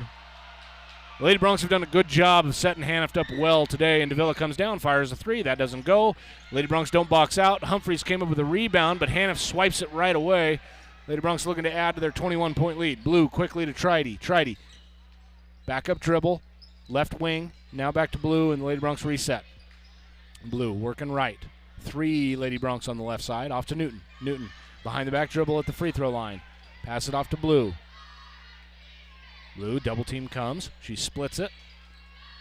Finds a cutting Tridy. Off the back iron, doesn't go. Hanneft offensive board. 1 dribble. Shot up, no good, and she's fouled. Goes back to the line. Well, that should have been an assist right there. Tridy had a good look. Nice pass on the really good cut by Tridy. Just couldn't quite finish the layup. But Mesa Hanneft gets an offensive rebound and is at the line to shoot 2. And if you didn't hear the broadcast from last weekend, as I was looking over the statistics, Hanneft hits the first. She has 17 points in the game. As I was looking over last year's statistics, An amazing statistic, Mesa Haniff had 101 offensive rebounds, 101 defensive rebounds. Just a crazy number that you'd have the same number of offensive rebounds as defensive rebounds, but she anticipates that shot so well. Haniff's free throws no good. Only thing she hasn't done well today is shoot free throws. And Lady Broncs get the offensive rebound. They reset the offense. Tridy with it. She backs it up, looks over to the bench, backs it up to the volleyball line, and now goes to the right side. Passes off Wagner. Wagner now to Haniff, top of the key. She's guarded by Fagot. Haniff lost it. She was going to make a pass to the cutting McMullen, didn't want to. Haniff comes up with the ball after it was lost for a moment. Goes to Wagner along the baseline. She fires it over McMullen. 3, no good. Fagot with the rebound, tied up by McMullen, but they're actually going to whistle Avery for a foul. Hand goes in the air. It's not a jump. Avery can't believe it. McMullen had a good look at a 3, just missed it short, then went in for the offensive rebound, but Fagot had already got the ball, and they have a push on McMullen. Her second foul of the game. Davila back into the game and Green back into the game for Kelly Walsh. It's 44-22. Lady Broncs up 22 with 4:47 to go in the game. It's Aaron Newton, Parker Tridy, Cam Wagner, Mesa Haniff, and Avery McMullen on the floor. A good game off the bench from Aaron Newton, and she heads the point of the defense this time as the Lady Broncs show their 1-3-1 zone. Green drives, throws it away. Picked up by Haniff. Tridy dribbles across half court, gets past Fagot. Kicks it off to Newton. Newton, baseline, little back pivot. Now to Tridy. Fires a 3, right wing, off the glass, doesn't go. Fagot pulls down the rebound. Fagot ball overhead, gets it to Davila, and Kelly Walsh starts their offense. Lady Broncs show man this time. They're in 1-3-1 last trip. Now they're in man. Newton all over Davila. Caused her to lose the ball for a second. Now Davila gets by Newton. Fires a shot. Little runner in the lane. Got it to go. That's 3 runners Davila's hit. Difficulty of the shot very high. She has 12 points in the game, leads all of Kelly Walsh, has half of Kelly Walsh's points. Pass goes off to Wagner in the half court. Now McMullen dribbling around to the top of the key, gets it to Haniff, finds a cutting Wagner along the baseline. Wagner back to the basket, ball poked loose. Davila runs it down, turnover by the Lady Broncs. 20-point lead, 3:45 to go. We're in the fourth period. Davila, baseball pass right to Aaron Newton. I mean, holy cow. Pass goes to Tridy. Now to Avery McMullen. McMullen bounce pass to Newton. Newton left-hand dribble. Kick it over to McMullen. McMullen backs it out to the volleyball line, and the Lady Broncs reset. Tridy comes, holds thumbs up. Haniff and Wagner move the high post. The ball goes to Wagner, cutting Haniff, and bad pass. It was not stolen away, and then Haniff fouled Davila. Wagner just threw that way too far out in front of Haniff, and it was an easy steal for Davila. Haniff picks up a foul, and a couple substitutions for Sheridan. Kaylee Chase checks in for Haniff. Ella Blue checks in for Parker Tridy. Blue, McMullen, Newton, Cam Wagner, and Kaylee Chase on the floor for Sheridan. 3:15 to go, 44-24. Lady Broncs show man this trip. Pass goes off to Humphreys, now to Thompson, guarded by Chase. Thompson top of the key, swing it over Green.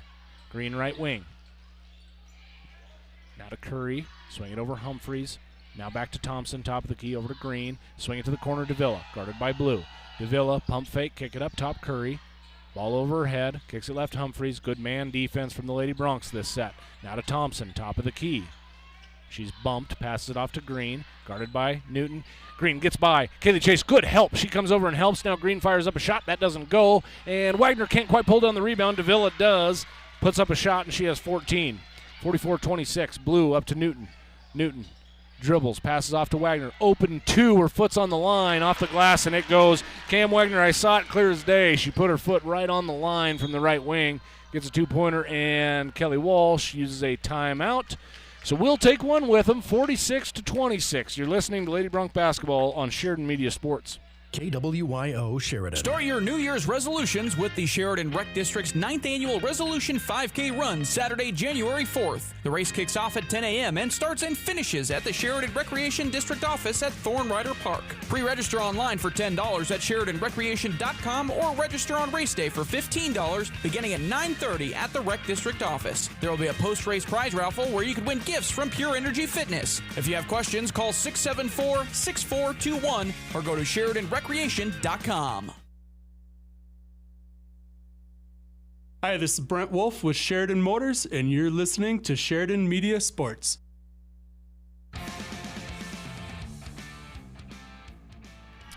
Live from Sheridan High School, Lady Broncs lead 46-26 versus Kelly Walsh. There's 2:20 to go in the game. The Bronc game is upcoming. Boys will tip off somewhere around 7 o'clock. Pretty quick-paced game right here. Probably be a little bit later than that. Probably more like 7:05, maybe after the national anthem, 7:10. So, yeah, Bronc game maybe just slightly delayed from scheduled tip-off. Out of the timeout, it's Kelly Walsh basketball. Again, Sheridan leads by 20. Sheridan's going to move their record to 4-0 on the season once the buzzer sounds. Davila with it in the half court. Lady Broncs show man. McMullen, Chase, Newton, Blue, and Wagner on the floor. Humphreys has it top of the key. Kick it over to Davila, left wing, far left wing, about 28 feet from the hoop. Looking inside for Humphreys. Humphreys gets past Blue. Lost it, comes back and grabs it, gets it to Green. Green into the paint, fires a shot over Blue, doesn't go. Blue pulls down the rebound. Blue up the left side, now gets it to the middle. Green right on her hip. Blue knifes into the paint. Thompson steps in. It's a blocking foul. They might get Green. Oh, and they tee up Ramaya Green. She gave are they going to tee up Kaylee Chase? I think they should tee up Ramaya Green. She was the one that first hit. She gave a shove to Kaylee Chase. I saw Green shove Chase, and then Chase kind of tapped her back. And Green right now is talking to the officials, but the far sideline official gave her tee, and Ramaya Green, her composure has not been great this game. She hasn't liked any of the foul calls against her, and I don't know why she didn't like the foul call that was just called. I guess if you don't like any of them, that makes sense, but bad decision by Green. I mean, Green's a senior. You've got to show some composure. Ella Blue is the choice to shoot the technical fouls. She hits the first one, has 12 in the game. Second free throw. This is the technical foul. Second one up, and it goes. 13 points for Ella Blue, and now the Lady Broncs will get the ball inbound. That was only the fourth team foul on Kelly Walsh, and Ramaya Green actually fouled out. Technical counts as a personal, and she got the personal foul, so 2 fouls in 1 right there. And a couple substitutions for the Lady Broncs. Danny Groom's first action of the season on varsity. She's joined by the sophomore Avery Lagaki. Grooms, a couple dribbles to her left, kicks it off to Lagaki. Lagaki near the half court, 1:37 to go. Lagaki handles the point, working right against Humphreys, around the back dribble, gets a screen from Newton.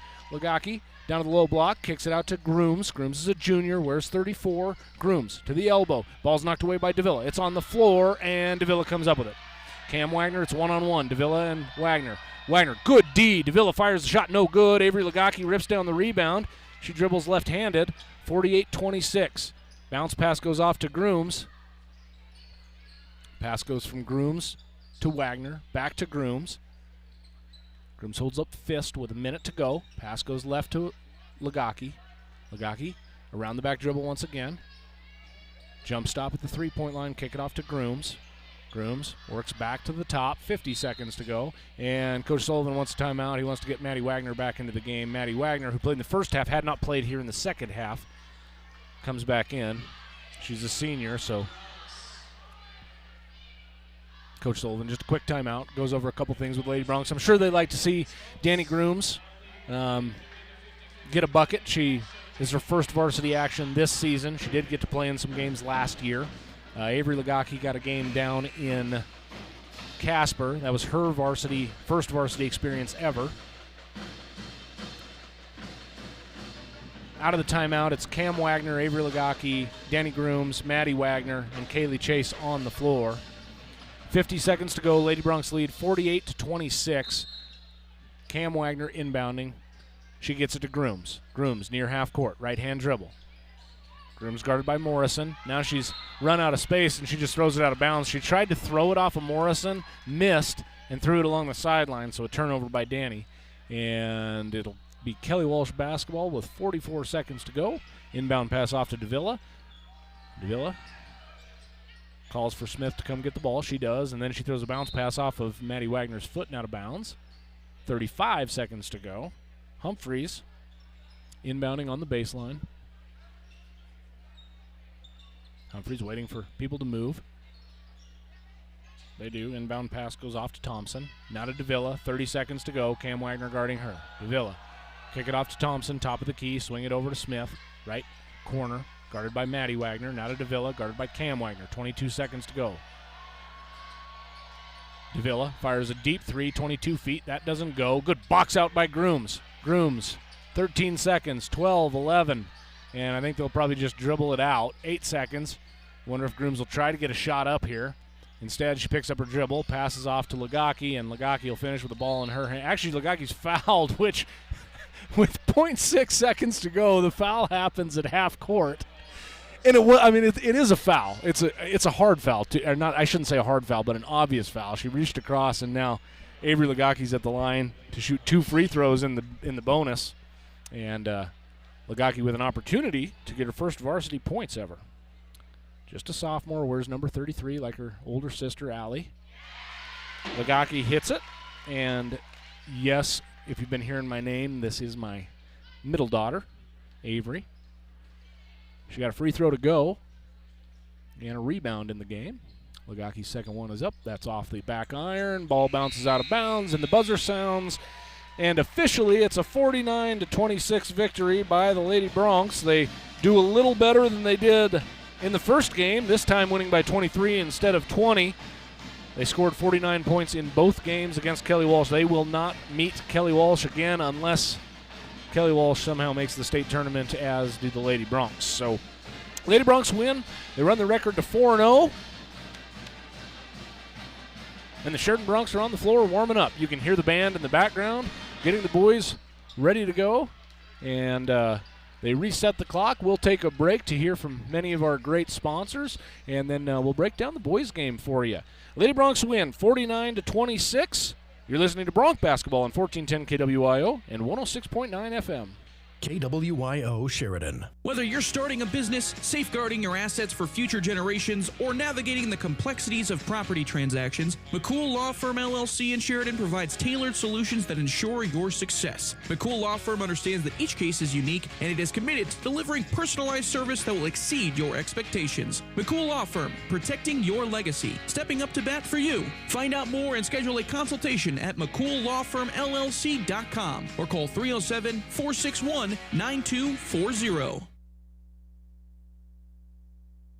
No shirt, no shoes, no problem. Online banking is fast and convenient with Sheridan Community Federal Credit Union. If you have a smartphone, you can do your banking from anywhere, including remote deposit. Just take a picture of your check and send it. It's that easy. And you'll instantly have access to the first $200 available and the rest shortly thereafter. Yep, banking is that easy with remote deposit at Sheridan Community Federal Credit Union. Member NCUA, Equal Housing Lender. A-Plus Plumbers can install, remove, fix, plumb, clean, ream, put in, take out, redo, undo, and make new any of your plumbing needs. Jack and the team have experience in quality workmanship that you are wanting. If their plumbing prowess were to receive a grade, it would be A+. That's why it's in their name. A-Plus Plumbers is #1 in the #2 business, and you can reach them at 672-9454. That is 307-ORC-WILLIE. Call them today.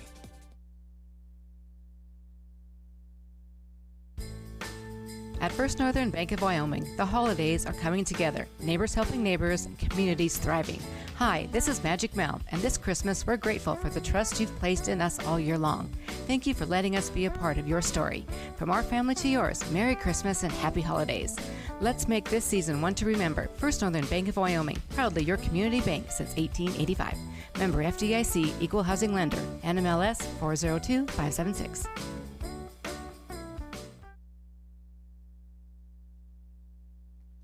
You save, we give. Hi, this is Taylor with First Northern Bank of Wyoming. I'm sure you've heard about our Roundup program by now, but did you know so far this year we've matched over $15,000 that we've donated to local nonprofits in our communities? If you haven't enrolled, stop by and see us at 29 North Gould Street to learn more and enroll today. You save, we give. It's a win for you and for the community. First Northern Bank of Wyoming, investing in Wyoming communities since 1885. Member FDIC, Equal Housing Lender.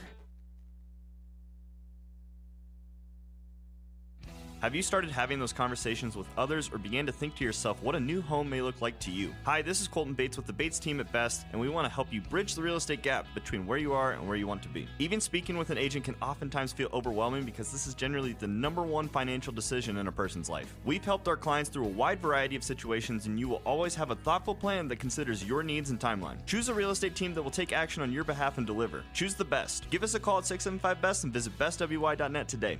Proudly brokered by EXP. In a place where honesty and hard work define us, there's a bank that's fully invested in Wyoming. The banks of Buffalo, Gillette, and Sheridan. We understand that business owners are the backbone of our communities. And whether you run a ranch, a restaurant, or a retail store, we're here to support you with a range of account options and personalized services without all the unexpected fees. Because when your business succeeds, our communities thrive. Visit buffalofed.bank for all your business banking needs. Member FDIC, Equal Housing Lender.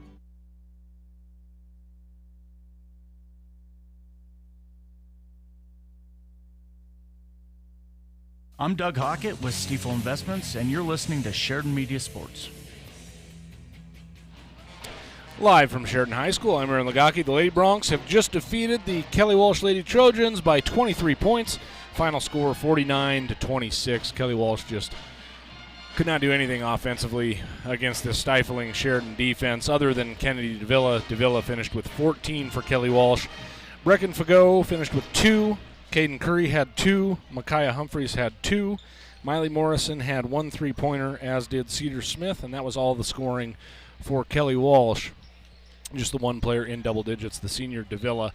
But the Lady Broncs just wore them down, and in the second half they did not have very many good shots. They weren't able to get very many open looks. Really a defensive win for the Lady Broncs, and most likely we'll be joined by head coach Ryan Sullivan at halftime of the boys' game as usual. And speaking of the boys, they are on the floor right now getting ready to see if they can defeat Kelly Walsh for the second time in a week, as they won 65-64, and we'll break down that game here shortly, but we'll run down the scoring for the Lady Broncs. Lady Broncs in the game. Parker Tridy, who started, finished with 2. Ella Blue finished in double digits. She had 13 points. She had a really nice game. She was the catalyst in the first quarter, the first couple minutes of the first quarter, and the opening minutes of the second half, where she just had a really nice game. Good to see Ella playing well. She struggled a little bit in that first 3 games down in Casper. Much more efficient tonight, took care of the basketball for the most part, and took good shots, and had 13 points to show for it, as well as several assists, many steals, a couple rebounds. Avery McMullen did not score, but as usual, Avery played really good defense. She just made Davila tired. I mean, Davila by that second half airballed threes. She was taking shots from 24, 25 feet rather than trying to get around Avery. So good defense from McMullen. Cam Wagner finished the game with 4. Mesa Hanift led all scorers in the game with 17 points, and Mesa's probably going to be disappointed in her free throw shooting. That's the only negative you can have from Mesa in that game, where she shot about 50% from the free throw line. Erin Newton had a really good game off the bench, her second good game against Kelly Walsh this year. She played well in that first game against Kelly Walsh. She finishes with 10. Maddie Wagner came in the game, did not score. Kaylee Chase had 2. And Avery Lagaki off the bench gets her varsity point, her first varsity point ever.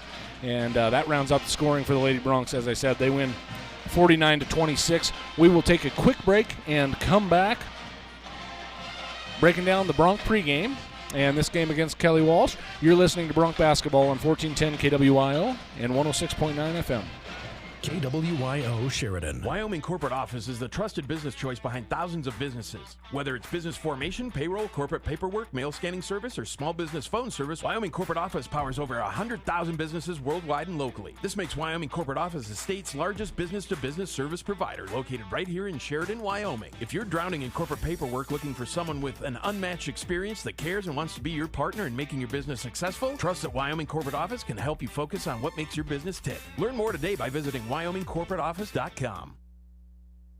KWYO Sheridan. This is Kent Have you Sherwood been in with to Sheridan see Physical Sheridan Therapy, YO and sports you're listening cards to yet? Sheridan It's the Media spot Sports. to get your hands on incredible sports cards and memorabilia. Sheridan's premier spot for buying cards. All major sports cards, including fighting, wrestling, Pokemon, and even racing. These guys have hobby boxes for the serious collectors and packs for those getting started. Graded slabs from PSA, SGC, and if you have a big card to grade, talk to the guys to have your card submitted to PSA. Family friendly and located inside Sheridan Stationery Books and Gifts, 535 North Main, open 7 days a week.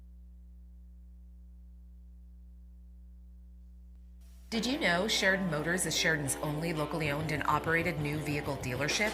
That means when we thrive, Sheridan directly benefits. We're proud to support our hometown through sponsorships, good deeds, and excellent full-time jobs with benefits. Stop by your locally owned and operated Sheridan Motors to check out our incredible selection and find out what's coming soon. We know you have a choice when it comes to shopping for new and used cars, servicing your vehicle, and purchasing tires. On behalf of Sheridan Motors' entire team, thank you for your business.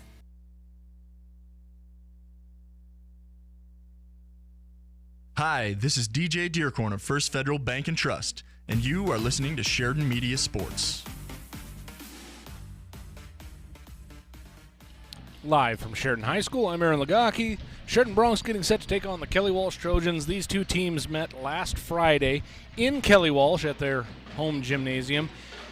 And the Broncs, in that game, played well, as did Kelly Walsh. It was a high-energy game. It was a fast-paced game. It was overall a well-played game, especially considering it was just the second game for both of these teams, and both of these teams are working in new players and new roles. Neither team returns very many experienced players over a couple starters, so a well-played game, kind of surprising. But the real fireworks started with about 6 seconds to go in the game. 6 seconds to go in the game. Kelly Walsh had hit a shot to go up one. They led 64-63. Head coach Jeff Martini calls a timeout, sets a play for the Broncs. They inbound from their sideline and get the ball to Connor Bateson. Connor Bateson starts the set play. They get it to Braden Brutlog, who had just an outstanding game. He finished with 22 points. He makes a great backdoor cut from the right wing down to the low block, receives a nice pass from Connor Bateson. Brutlog goes up for the shot, is probably fouled on the layup, in all honesty, but a lot of times refs, they're not going to call a foul, send somebody to the line in the last second of the game. I mean, I understand why they didn't call it. It wasn't an unbelievably hard foul. So Brutlog, with about a second and a half, misses the layup, and Beck Haswell streaks in from the perimeter. He saw Brutlog going in for the layup. Beck Haswell, the junior, gets the offensive rebound, goes right up in between two defenders from Kelly Walsh, and just gets hammered. I mean, he gets hammered. And the official, I had a great vantage point of it from where I sat down in the Kelly Walsh gym. The official put his left arm up in the air in a fist, meaning he was going to call a foul, and that fist went up before the big red light around the backboard showed, which means time had expired. So the foul was called before the officials got together. They met with the coaches. They met with the scorer's table.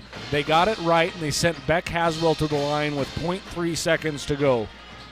And the joke kind of is Beck's probably not the guy you want at the free throw line shooting free throws, from a percentage standpoint.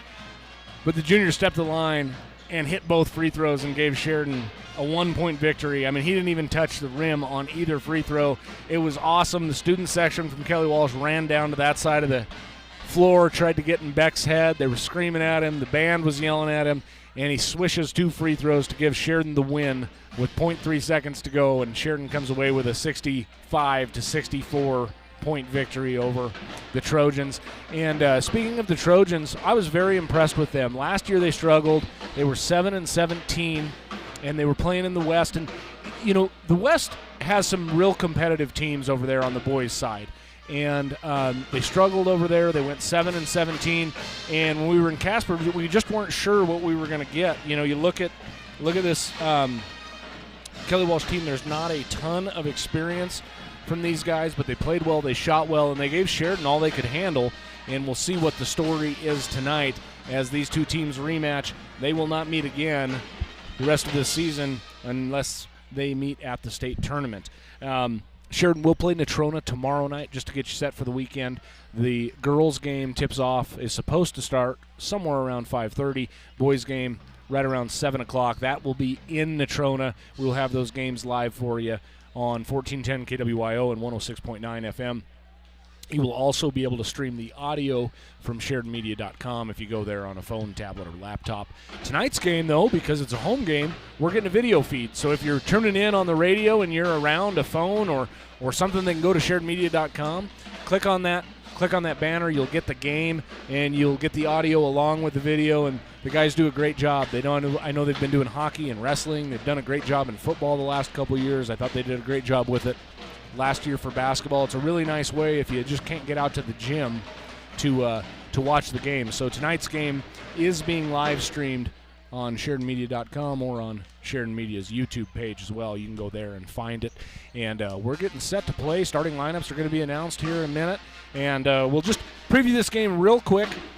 So far, it's only been 3 games. Keep in mind, a lot can happen through three games, or, as the season progresses, which teams take a step forward, which teams take a step back, and somebody get injured or suspended or whatever. But the Broncs looked good. They're 3-0 on the season. They played well. They blew out Green River. They beat Kelly Walsh by 1, and they had a tighter game with Natrona early on, and then they pulled away to win by 13, and just a really nice way to start their season off going 3-0. Meanwhile, Kelly Walsh went 0-3. They lost to Laramie, who's expected to be in the running for the state championship. They obviously lost to Sheridan, and then they lost by 21 on Saturday to Arvada West out of Colorado. So the records don't tell you everything, but 3-0 versus 0-3, and we'll see if Kelly Walsh can bring the same energy that they showed last Friday when they played this Bronc team. Just real quick, we'll get to it more as the game progresses, but early statistics are tough to go by, like I say, but Nate Miner was the 6th man last season for the Broncs, and he's been in the starting role through their first 3 games, and of course we'll start here tonight, but he's actually leading the state in scoring through 3 games at 23.5 points a game. On top of that, it's a really efficient 23.5 points a game. He's shooting 53% from the 3-point line, and he's shooting 70% on his 2-point attempts. So just a really efficient scorer is Nate Miner, and he gets to maybe show off in front of the home crowd for the first time this season. Broncs will not play at home again until the calendar turns to 2025. We are getting prepared for the national anthem. So we'll take a break, let them sing that, and we'll be back with your starting lineups and the opening tip. You're listening to Bronc Basketball on Sheridan Media Sports. KWYO Sheridan. The law offices of Chapman, Valdez, and Lansing has offices in Sheridan and Casper ready to protect the freedoms and rights of the citizens of Wyoming. Michael Lansing, McCole Soto, and Wade McCool provide competent local legal counsel focused on small businesses, real estate transactions, guardianships, employee protections, and personal injury. Michael, McCole, and Wade will aggressively, timely, and ethically protect your rights 24/7. Proud to support all local youth activities.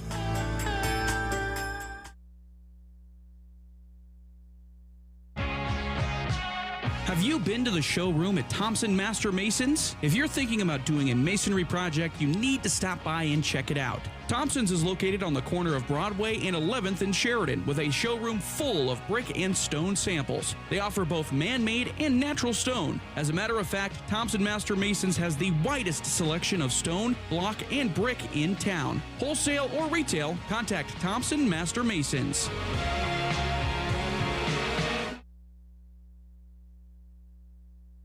Texting and driving. Texting and driving? Everyone knows there really is no and. You're either texting or you're driving. In other words, if you're typing or reading anything while you're behind the wheel, you're not paying attention and you're not in control of your vehicle. That's why law enforcement around the state is cracking down on distracted driving. Hey, Wyoming, let's put an end to texting and driving because we all know better.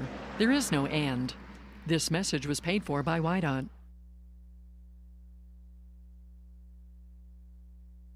Hi, I'm County Commissioner Christy Haswell, and you're listening to Sheridan Media Sports. Live from Sheridan High School, I'm Aaron Lagaki. Starting lineups being announced for Kelly Walsh, and they are going to start the same way they started against Sheridan 1 week ago. With number 10, he's a junior, Carter Alvar. Number 5, Jaden Becker, he's a senior. Duncan Gillum wears number 4. He is a junior, averaging 8 points a game. Number 3, Mason Eager, he's a junior, averaging 14.5 points a game, the leading scorer for Kelly Walsh through 3 games. And another senior, Jack Nichols, he wears number 2. And for your hometown Sheridan Broncs, starting lineups get announced, and they start with the senior, Connor Bateson. He wears number 1. He's averaging in double digits, scoring with 11.5 points a game, shooting 52% from the floor, so very efficient. Also chipping in about 3 assists per game. Tanner Hamrick's a junior. He's averaging a little over 3 points per game through the first 3 games. Braden Brutlog, the sophomore, as I said, he was the catalyst against Kelly Walsh. He had 22 points, 16 of which came in the first half. And the sophomore had his coming out game against this Trojan team. Brutlog averaged 11 points over the weekend. Junior Beck Haswell wears number 14, averaging almost double digits. He's 9.3 points per game and almost 7 rebounds a game. And as I mentioned, the junior Nate Miner, almost 24 points a game, shooting 70% from 2, shooting 53% from 3. So just a super efficient start to the season for the junior. Once again, Hamrick, Bateson, Miner, Haswell, and Brutlog on the floor for the Broncs. They are in their home whites with blue trim. There is no gold trim on these uniforms. You can tune in to SheridanMedia.com and get the video feed as well. It's right there on the homepage. Just click on that, bring it to full screen, and enjoy you some basketball tonight. Broncs versus the Trojans. Jumping it up in the center circle is Duncan Gillum. He's a junior. And Nate Miner, also a junior. The officials look at each other, get their whistles set, doing their last-minute calisthenics. We get a whistle coming. There it is. And the jump is up. It is tipped by Gillum, run down by Haswell. He crashes into the scorer's table, and the scoreboard goes out. So 1 second into the game, and the range scoreboard is off. So it's going to be Kelly Walsh basketball as Haswell touched the basketball as he was chasing that down. And down below me is where this game the athletic director comes over, and we're going to have to pause until that scoreboard gets reset. They're going to put probably 7. Oh, actually, the scoreboard just had to plug it in. That's it. We're ready to go. The clock is even right. It says 7:58 on the clock. Kelly Walsh basketball. Kelly Walsh in their road greens with white trim, black writing, and black numerals. Kelly Walsh is going to move right to left across your radio dial if you are tuning in via the radio. And the Broncs obviously then will move left to right, and it will switch at halftime. And Coach Martini wants a word with one of the officials, Greg Carroll, right now. And I'm not sure what that's about. Like I said, Haswell clearly touched it as he crashed into the scorer's table. There was no question about that. And they're just discussing some things right now. It looks like we're about ready to play basketball. I think everybody's ready to go. They check with the scorer's table. I think we're good. And Carter Alvar inbounds it to Jack Nichols, and we are underway. Nichols picked up by Bateson, man-to-man from the Broncs. Nichols across half court. Right wing, kicks it up top, Eager. A couple dribbles, hands off to the cutting Nichols. Nichols swings it over. Right side, Gillum. Gillum back to Nichols. Nichols gets a screen from Gillum. Now it's passed off to Gillum. Swing it out, Alvar. He'll fire a 3. That's good. Carter Alvar opens the game with a 3-pointer, and it's 3-0 Kelly Walsh. They took 30 seconds off the clock in that first possession. The Broncs start their first possession. The ball goes to Miner on the right wing. Nate with it near his left hip. Passes to Haswell. Swing it over Bateson. Bateson, 3-point line. Nichols comes over, guard him. They get Miner. Little spin move on the baseline. Fires a shot. That's off the front iron. Beck Haswell a rebound. Gets it off to Hamrick, and the Broncs will get another look. Over to Bateson, top of the key. He's guarded by Nichols. Now to Haswell. Swing it over left side, Brutlog. Brutlog, left side. Ball above his head. Now he brings it down. Kicks it off to Bateson. 7 minutes exactly to go. First quarter. 3-0 Kelly Walsh leads. Bounce pass to Tanner Hamrick. Out to Miner. Miner thought about the 3. Pump fakes it. Now dribbles around the perimeter. Goes to Haswell, top of the key. He's guarded by Gillum. Swing it over right side. Brutlog, the left-hander, works into the paint. Puts the ball up high, off the glass and good. Braden Brutlog with 2. 2-3. Broncs trail by 1 Each team scores first possession, and it's Nichols with the basketball. Full court pressure applied by Bateson. Little spin move from Nichols. He gets it off to Gillum, gets it back immediately. Bronc switch. Now it's Becker. He'll fire a three. That was partially blocked, and Hamrick runs down the rebound. Tanner up the right side, up to the sophomore Brutlog. Can't handle it. Now he regains control in the corner. Left-hand pass over to Bateson, and Bateson directs the offense. He slows it down, gets it to Brutlog on the perimeter. Brutlog gets a step on his man. Passes off to Haswell. Haswell to the elbow. Spins left, goes to Bateson. Bateson pump fakes the three, drives baseline. He's cut off by Nichols. Now a little spin move into the paint, blocked away by Nichols and out of bounds.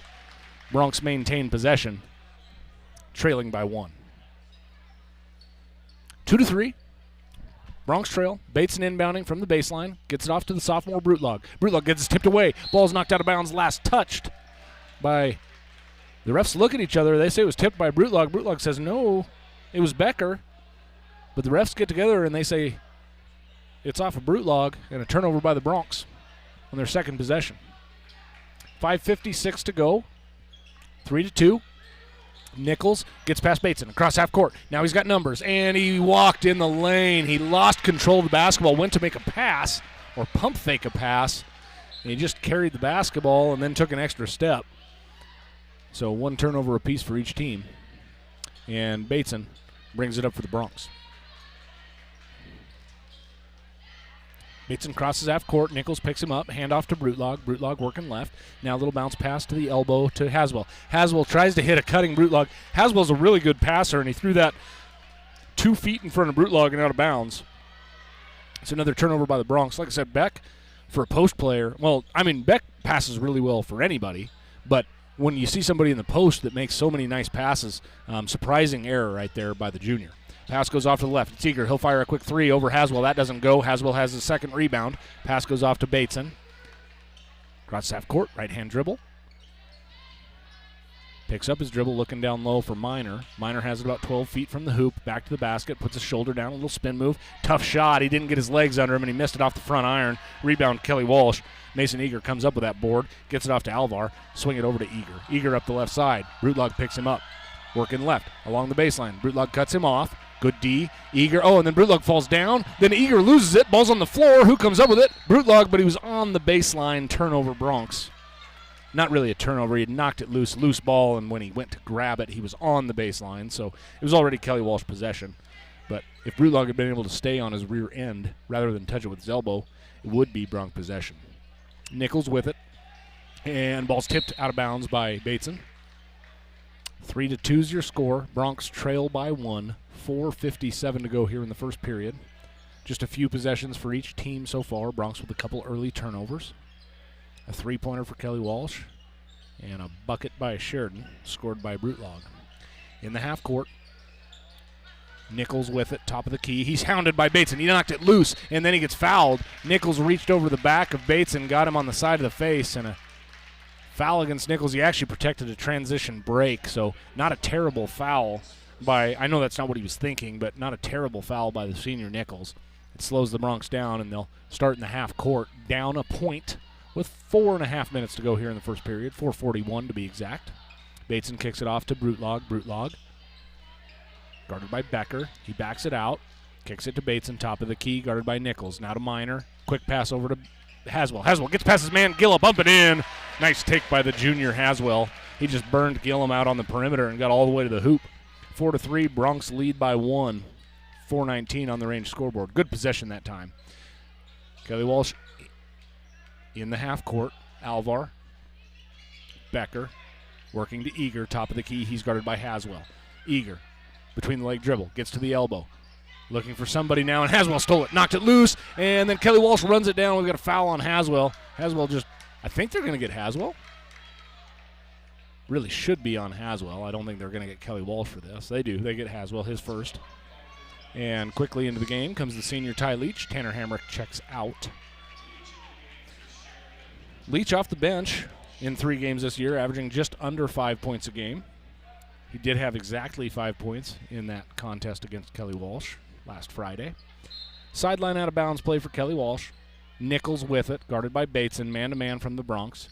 Nichols tries to get it into Eager, knocked away by Haswell. Right-hand layup. Actually pivots, now fires a shot, tipped away by Eager. Brutlog comes up with a board, and then he's fouled by Nichols. So Nichols with 2 quick fouls. Nichols most likely going to have to go to the bench with 3:52 to go here in the first period, and picked up his second foul. And quickly off the bench is Carter Alvar, who started the game and then subbed out. Rhett Roden into the game for Kelly Walsh as well. Connor Bateson kicks it off to Leach. Leach to Brutlog, left side. Now underneath to Minor. It's 10 feet from the hoop to Leach. Fakes a 3, gets it to Brutlog. Now to Haswell. Quickly to Minor. He's got an open 3. He takes it left side. That goes. Nate Minor. 0 for 2 in the early going, and then he hits that 3. And now the Broncs are up 4. 7-3. 3:35 to go here in the first period on the range scoreboard. Eager with it, guarded by Haswell, man-to-man.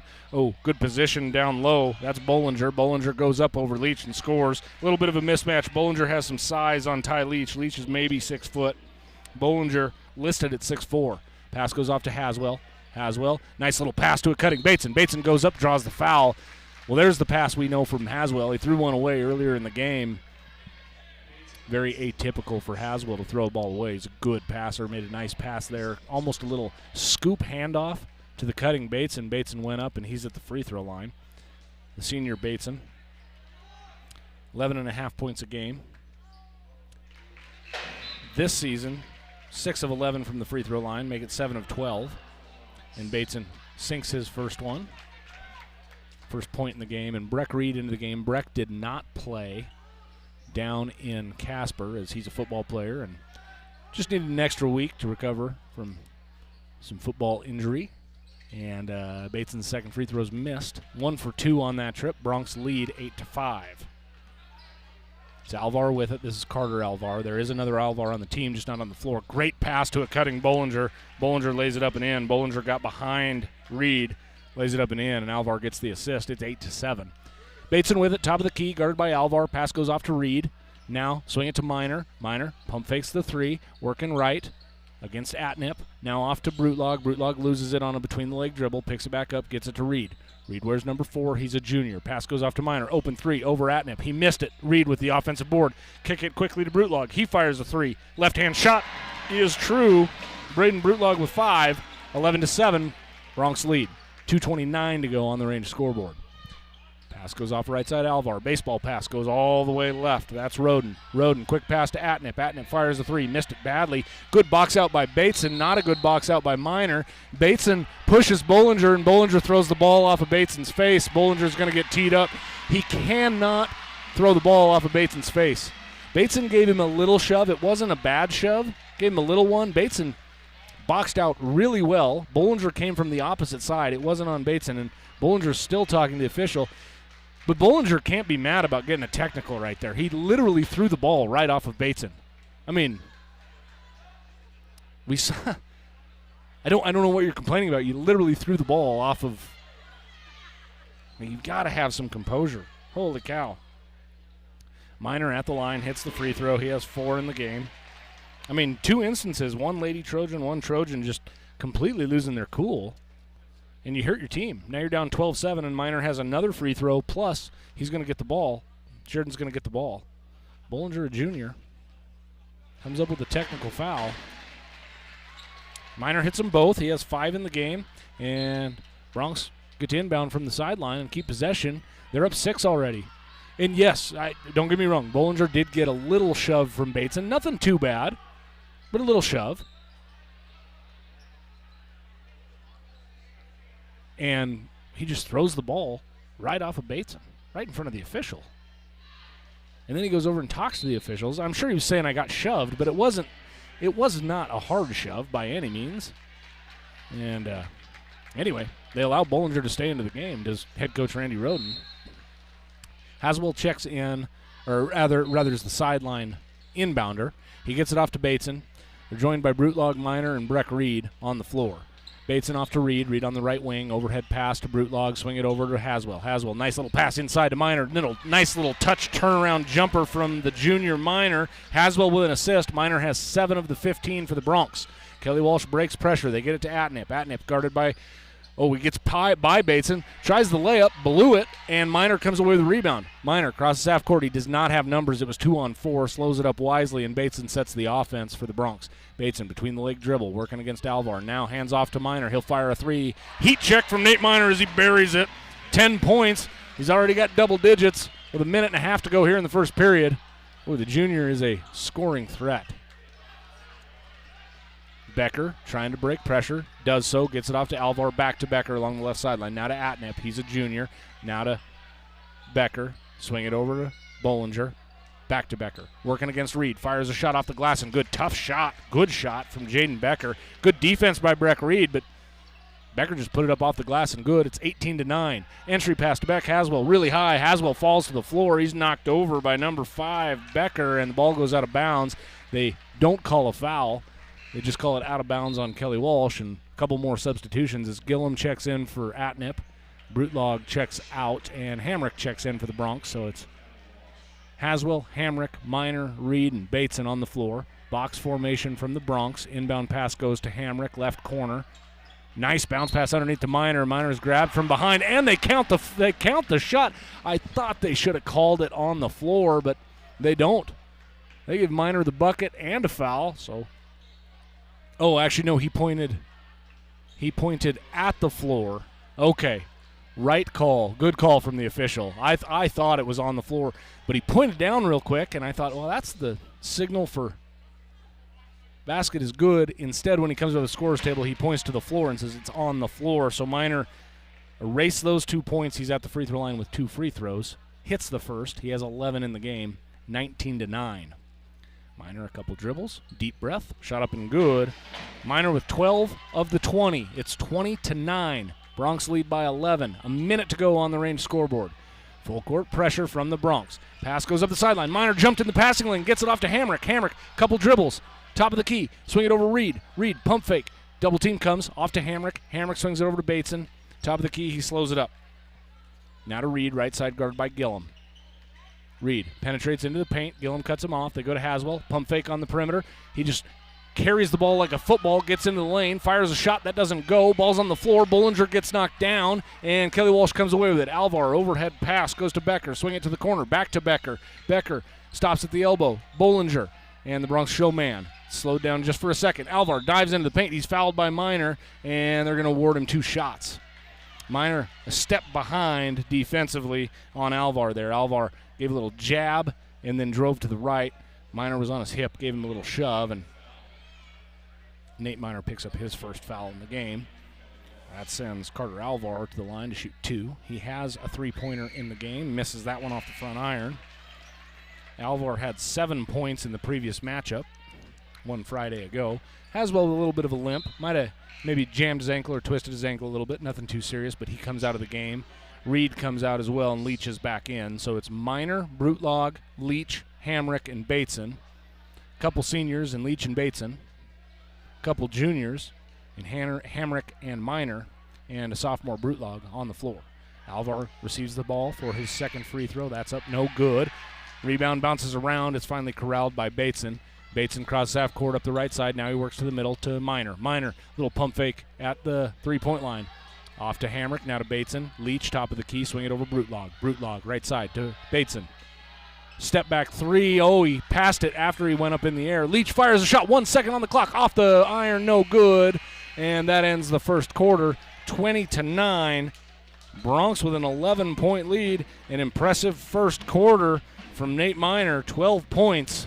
The Broncs take an 11-point lead into the quarter break. You're listening to Bronc Basketball on Sheridan Media Sports. KWYO Sheridan. Mossholders Design Center proudly supports our young student athletes in Sheridan County. Being a member of a successful team takes determination, a strong work ethic, and great leadership. It's those qualities that have defined Mossholders over the last 115 years in Sheridan. We're proud of the Mossholders legacy, and we're proud of our local athletes and coaches. Let the talented and hardworking staff at Mossholders help you with your next furniture purchase or design project. Mossholders wishes each and every team the best of luck this season. Go Broncs and Lady Broncs. This is Dr. Dana Leroy with Leroy Family Dental, and you're listening to Sheridan Media Sports. Live from Sheridan High School, I'm Aaron Lagaki. Broncs lead after one, 20-9. Good first quarter from the Broncs. Couple turnovers early. After that, they took care of the basketball. They're hustling all over the floor, and Bronc defense is doing a good job. Kelly Walsh not playing with quite as high of energy as they did in the first matchup between these two, but still energetic, and they're pretty athletic. And the Broncs start the second quarter with a couple subs. As Johnny Spielman checks into the game for the first time. He did play down in Casper. He's a sophomore, wears 31. Got his first varsity experience a week ago. And Alex Osborne, he's a junior, had a nice game against Kelly Walsh. He had 4 points off the bench in their matchup and a couple rebounds, a couple nice defensive stops, and he gets the ball in the half-court offense. Kicks it off to Hamrick. Now Hamrick swings it over to Leach. He's in the corner. Leach to Osborne. Swing it over quick to Hamrick. Left side. He's guarded by Alvar. Hamrick swings it back to Osborne, three-point line. Now to Hamrick, looking left to Brutlog. Nothing there. Hamrick dribbles, goes off to Leach. Zone from Kelly Walsh. 2-3 zone from the Trojans. Brutlog backs it out. They're going to have to get some cutters. Broncs need to set their offense. Try to find space in this zone. Either get it with the dribble, as Brutlog does right there. Fires a shot off the glass. That does not go. He drove baseline. Shot was contested. Goes off the glass. Rebound Kelly Walsh. Back the other way. Alvar. Corner. Right side. Guarded by Leach. Alvar picks up his dribble. Passes off to Eager. Pass goes over. Gillum. Guarded by Osborne. Now out to Becker. Becker fires a shot. He's fouled, and it goes. They get Alex Osborne with a foul. Shot is good by Jaden Becker. He has 4 in the game. It's 20-11, and Becker goes to the line to shoot free throws. So far in this young season, Becker's only shot 2 free throws, 1 of 2 from the line. 22-11, 7:04 on the range scoreboard. Becker with the basketball. Takes a couple dribbles, fires a shot, and it goes. Becker with 5. He leads the Kelly Walsh scoring. 20-12, Broncs lead by 8. Just under 7 minutes to go here in the first half. Brutlog handles the point this trip, passes off to Leach, right wing. Back to Brutlog. Still the 2-3 zone from Kelly Walsh. Broncs are going to have to prove that they can shoot it or drive into the lane. Osborne's going to fire a 3 from the corner. That airballed, and rebound goes to Becker. Becker gets it off to Gillum. Gillum almost travels, passes off to Alvar, crosses half court, now off to Becker. Becker almost travels, gets it to Gillum. He fires a 3 from the corner. That's no good. Offensive board by Eager. Eager pushed Brutlog in the back. They didn't see it. He got the offensive board. Then he fires a 3, no good. Spielman pulls down the board, gets it off to Brutlog. He crosses half court. Brutlog working right, goes to Leach in the corner. Quickly to Brutlog, back on the right wing. Brutlog right now guarded by Nichols, but it's still that 2-3 zone. Pass goes off to Hamrick. Brutlog, top of the key. Looking for a cutting. Spielman doesn't have it. Goes to Leach. Now to Spielman in the corner. Spielman overhead pass. Good skip pass to Hamrick. Hamrick bounce pass to Brutlog. Broncs being patient. Ball passes around the perimeter. Now they get it inside to Osborne. Osborne back to the basket. Working against Gillum. Gillum swats it away. Osborne gets control. Passes off to Brutlog. Brutlog into the paint. Right-hand layup. Up off the glass. No good. Ball's loose. Run down by Alvar. And Kelly Walsh takes possession, down 8. 5:47 to go. 20-12. Broncs lead. Nichols. Guarded by Leach. Nichols has those 2 fouls. Nichols penetrates against Leach, and they actually call the continuation. I thought they should have called that one on the foul. They are on the floor. They actually count the basket, so it's 14-20. Nichols at the line. That's his first 2 points. Again, the foul happened like midway through the lane, like 10 feet from the basket. There was a lot of contact. The whistle went. Nichols took an extra step, then jumped up off the floor and laid it off the glass, and good. NBA, they give you that call, the continuation, but high school basketball, that ball should have been called on the floor. 20-14. Nichols at the line in the and 1. Shot up and good, and now it's a 5-point game. Well, Broncs led by 11.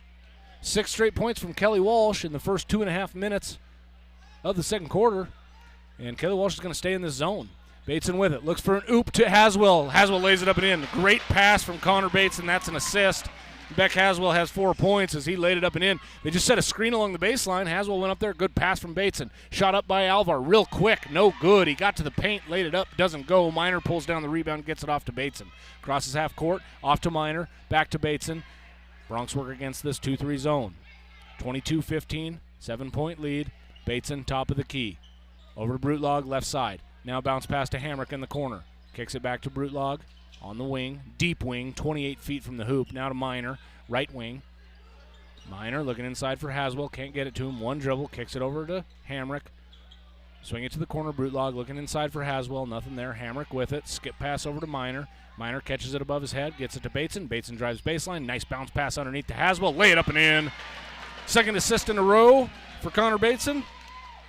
Second field goal in a row for Beck Haswell. 24-15, Haswell has 6. Pass goes off to Becker. Swing it off Nichols. He's in the left corner. Now to Eager, left wing. Working against Haswell. Spin move in the lane. Fires a shot up off the glass. That doesn't go. Haswell pulled down the rebound. Hands off to Bateson. Bateson crosses half court. Slows it up at the volleyball line. Directs traffic. He wants a high post. Minor comes, shows high post, and then retreats over to the corner. Bateson gets the ball back, and now it goes to Brutlog. Now to Minor in the corner.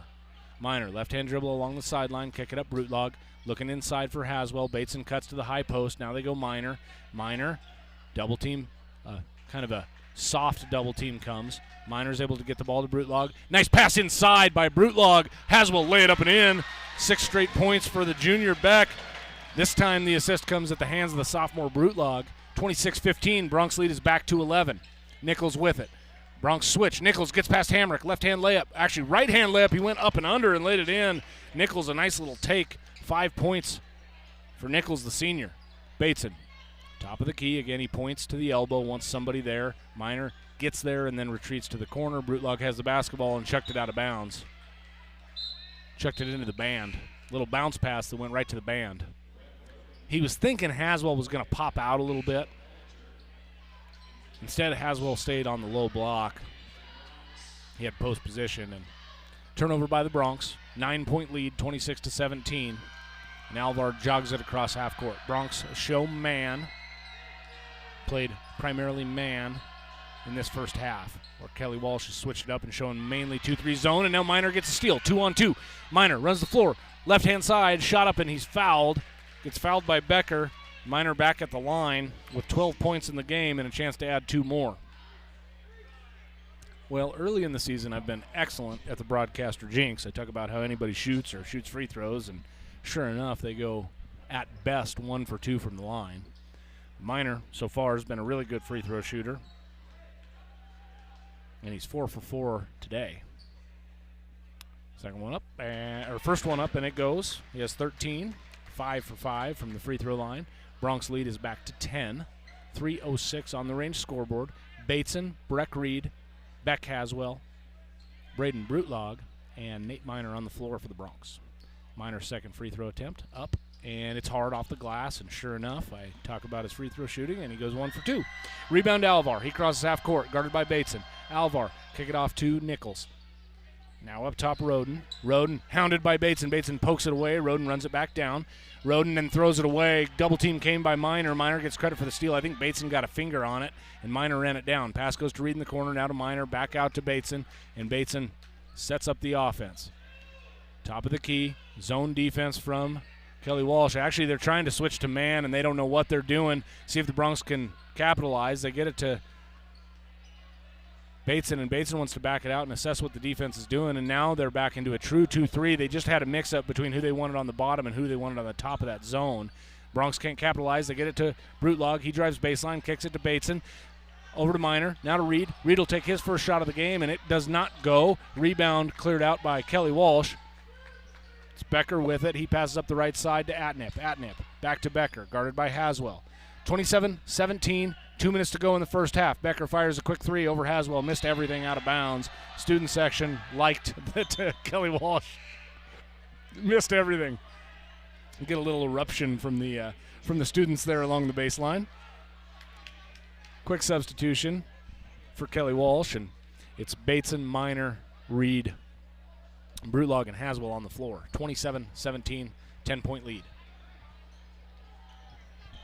Bateson in the half court gets a screen from Reed. They try the oop again to Haswell. This time he comes down with it and then lays it up. Haswell already in double digits. He has 10, 29-17. Another assist for Bateson.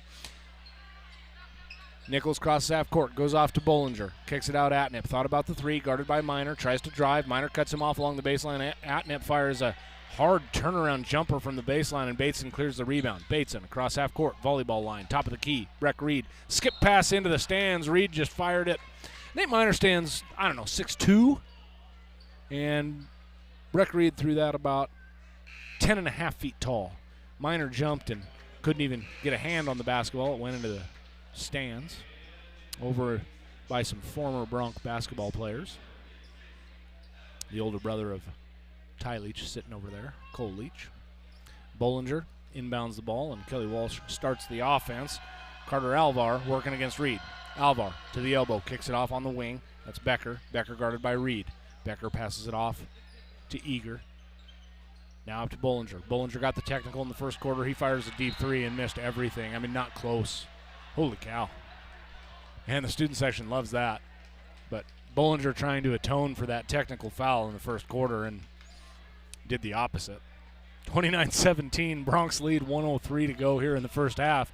Bateson looks to the bench, gets the call from head coach Martini, passes it off to Reed, now to Haswell. Wide open three, right wing. Bang! Beck Haswell. 13 points for Haswell. He and Minor are tied for the scoring lead here in the first half for the Bronx. In the half court, Nichols working against Bateson. He spins, help comes, and we got a foul called. Minor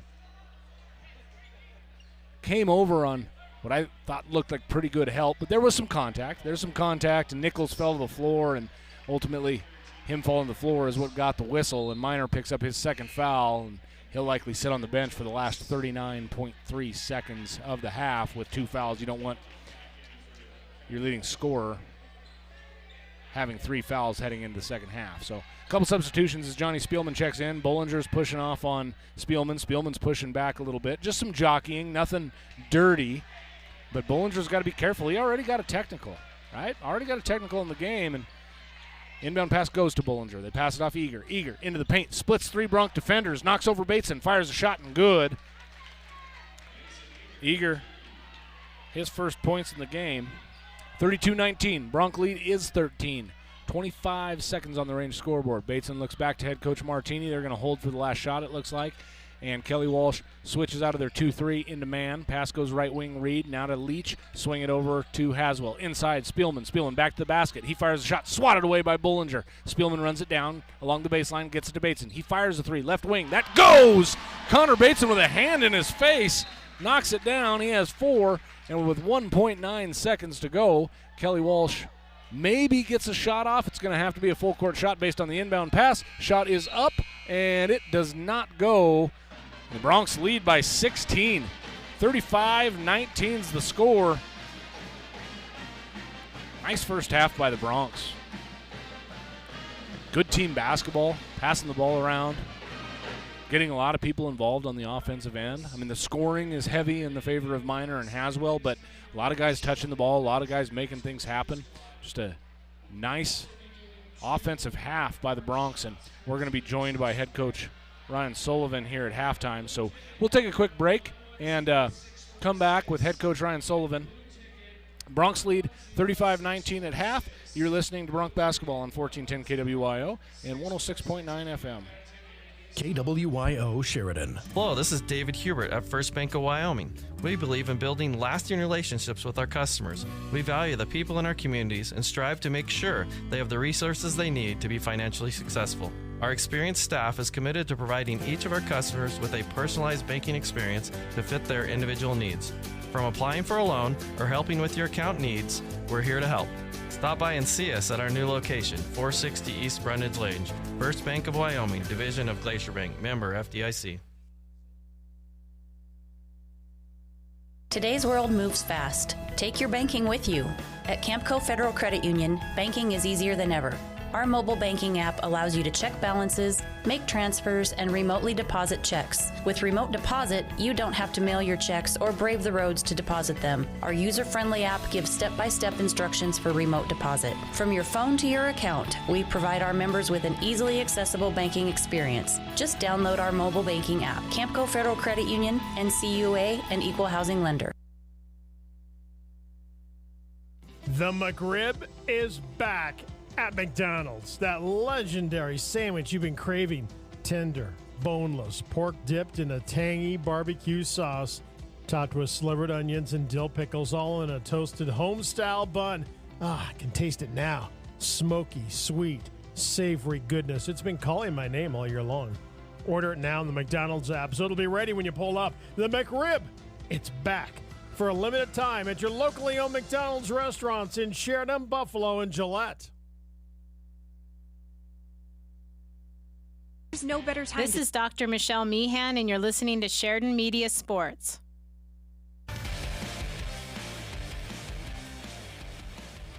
Live from Sheridan High School, I'm Aaron Lagaki. Broncs lead 35-19 at the half, and I am joined by the head coach of the Lady Broncs, head coach Ryan Sullivan. And Coach Sullivan, today looked like you guys were a little bit more comfortable out there. Like, you're now 4 games in, you're a little bit more comfortable. The stretches of turnovers and maybe not boxing out, they were shorter this time around than they were the first weekend. Yeah, I'd be interested to see what our stats look like when they come back. I think we valued the basketball really well today, and limited turnovers. It seemed like, I don't know that for certain because I don't have a number in front of me, but it seemed like we just really cut down on turnovers today, which was awesome. I thought we started the game really well. We had a goal to come out and get a score, a stop and a score, and we did that. Held them into a goose egg for most of the first quarter. We're playing really well defensively right now. We're getting after people, and it's hard for people to score on us, which if we're not scoring the ball well, at least we're doing that. So I'm really, really impressed by that. You know, Coach, in your first 3 games and then again tonight, you have got some contributions off the bench. And tonight it was Erin Newton with 10 points, but it wasn't just offensively. She played well defensively. She was more confident with the basketball, not talking about scoring, but in passing the ball, trying to get into the lane and make something happen. I just felt like the girls coming off the bench, they're starting, just beginning. It's early. You've got a Christmas break, but they're starting to feel a little more comfortable. Yeah, I wish we played Kelly Walsh every time for Newt's sake. She plays really well against them. But no, it's awesome to have. You know, again, we didn't know what our role players were going to be like this year. We kind of had to feel that out throughout the season last year, and we're kind of figuring out who's going to be able to play for us and win, and what our rotation is going to look like. And it was awesome today. It was great for her to have the minutes that she had. Guarded the ball really well. It was a great off the basketball defensively.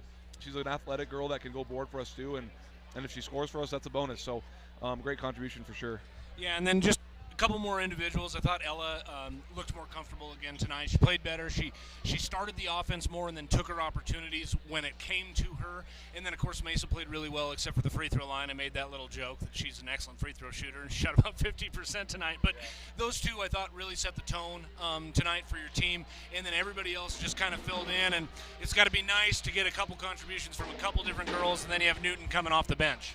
And I would say even a kid like Avery McMullen didn't score tonight, but she made a kid check out of the ball game on the other team tonight from not wanting to have her guarding her anymore, which is huge for us. Like Avery, we're really good because we're talented and athletic on the perimeter, so it's hard for people to get paint touches against us off the bounce, and Avery's a big reason for that. So even though she doesn't fly off the stat sheet, her defensive contribution tonight was huge for us.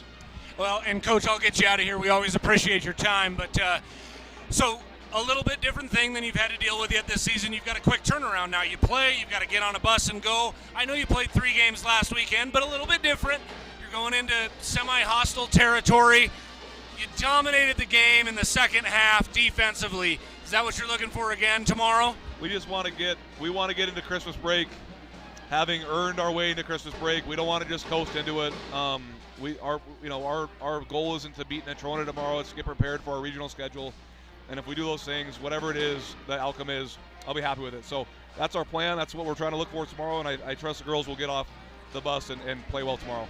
Thanks again, Coach. Always appreciate your time. Thanks, Aaron. Go Broncs. Head coach Ryan Sullivan. Broncs win 23 to win by 23 rather, 49-26. And run their record to 4-0, as we talked about there on that last question. They go to Natrona tomorrow, scheduled to tip somewhere around 5:30, and you can, of course, hear that on Sheridan Media Sports at 1410 KWIO and 106.9. If you have any questions about Bighorn, Tongue River, Arvada, Claremont, and when they might be playing or what their schedule looks like, remember you can always go to SheridanMedia.com and check those schedules as well. So the girls will tip tomorrow at 5:30 or right around there. There will be JV games ahead of them. And then the Broncs will tip about 7 o'clock tomorrow against Natrona. And right now the Broncs lead by 16. And let's kind of run down the first half. I thought it was a good first half by the Broncs. I've been impressed with this team from the early going. I mean, they play together. They have not had stretches where you just kind of shake your head and go, what are you doing? I mean, for the most part, they're making good decisions, and I'm sure there's a lot of things that the coaches are saying. They're saying, oh, we got to clean that up. But overall, 4 games in, a lot of new players, a lot of new roles. It's a team. They're willing to share the basketball, it looks like. I mean, tonight, Nate Miner leads the scoring once again, but Beck Haswell went on a run there and scored 8 straight points, or 8 out of 10 points for the Broncs. Braid Brutlog chipped in 5. Connor Bateson had a big 3 at the end to finish the first half with 4 points.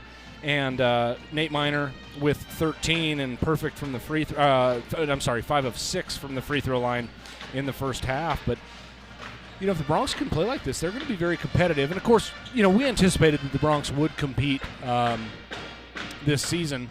We talked about it at the very opener a week ago, last Thursday, the very opener. The question is, how much are the Broncs going to improve from today to March? Because this East Conference for the boys is just, I mean, there's only one easy game when you get into conference play. And you can't even take that game for granted against Cheyenne South. But East is going to be solid. Central is going to be solid. Laramie should be very, very good. Thunder and Campbell, we think, are going to be solid at the least, you know, where they're going to be competitive games. And I think some early signs from the Broncs that they're certainly not going to win every game this year, but they have a chance to compete in every game if the boys will come out and do what they're doing. Again, running down the scoring for the Broncs, Miner with 13, Haswell with 13, Brutlog with 5, Bateson with 4. So only 4 guys score in the first half. And no bench points from the Broncs, but they still have a 16-point lead as it's 35-19. We'll take one more break and come back with second half action. You're listening to Bronc Basketball on Sheridan Media Sports. KWYO Hey, Doug, Sheridan. it's time to take advantage of the Red Tag sales event that's on now at Waring Chevrolet. That's right, Bob. We've got 3 2024 Chevy half-ton Silverados with up to $7,250 in rebates. Talk about big Red Tag savings there. And if you're eyeing a 25 Silverado half-ton, you're in luck. You can choose $1,000 in rebates or get an amazing 2.4% financing for 36 months. Yes, don't wait. Come on down to Waring Chevrolet, 107 East Alger, or shop online at waringsheridan.com. This is Kent Sherwood with Sheridan Physical Therapy, and you're listening to Sheridan Media Sports.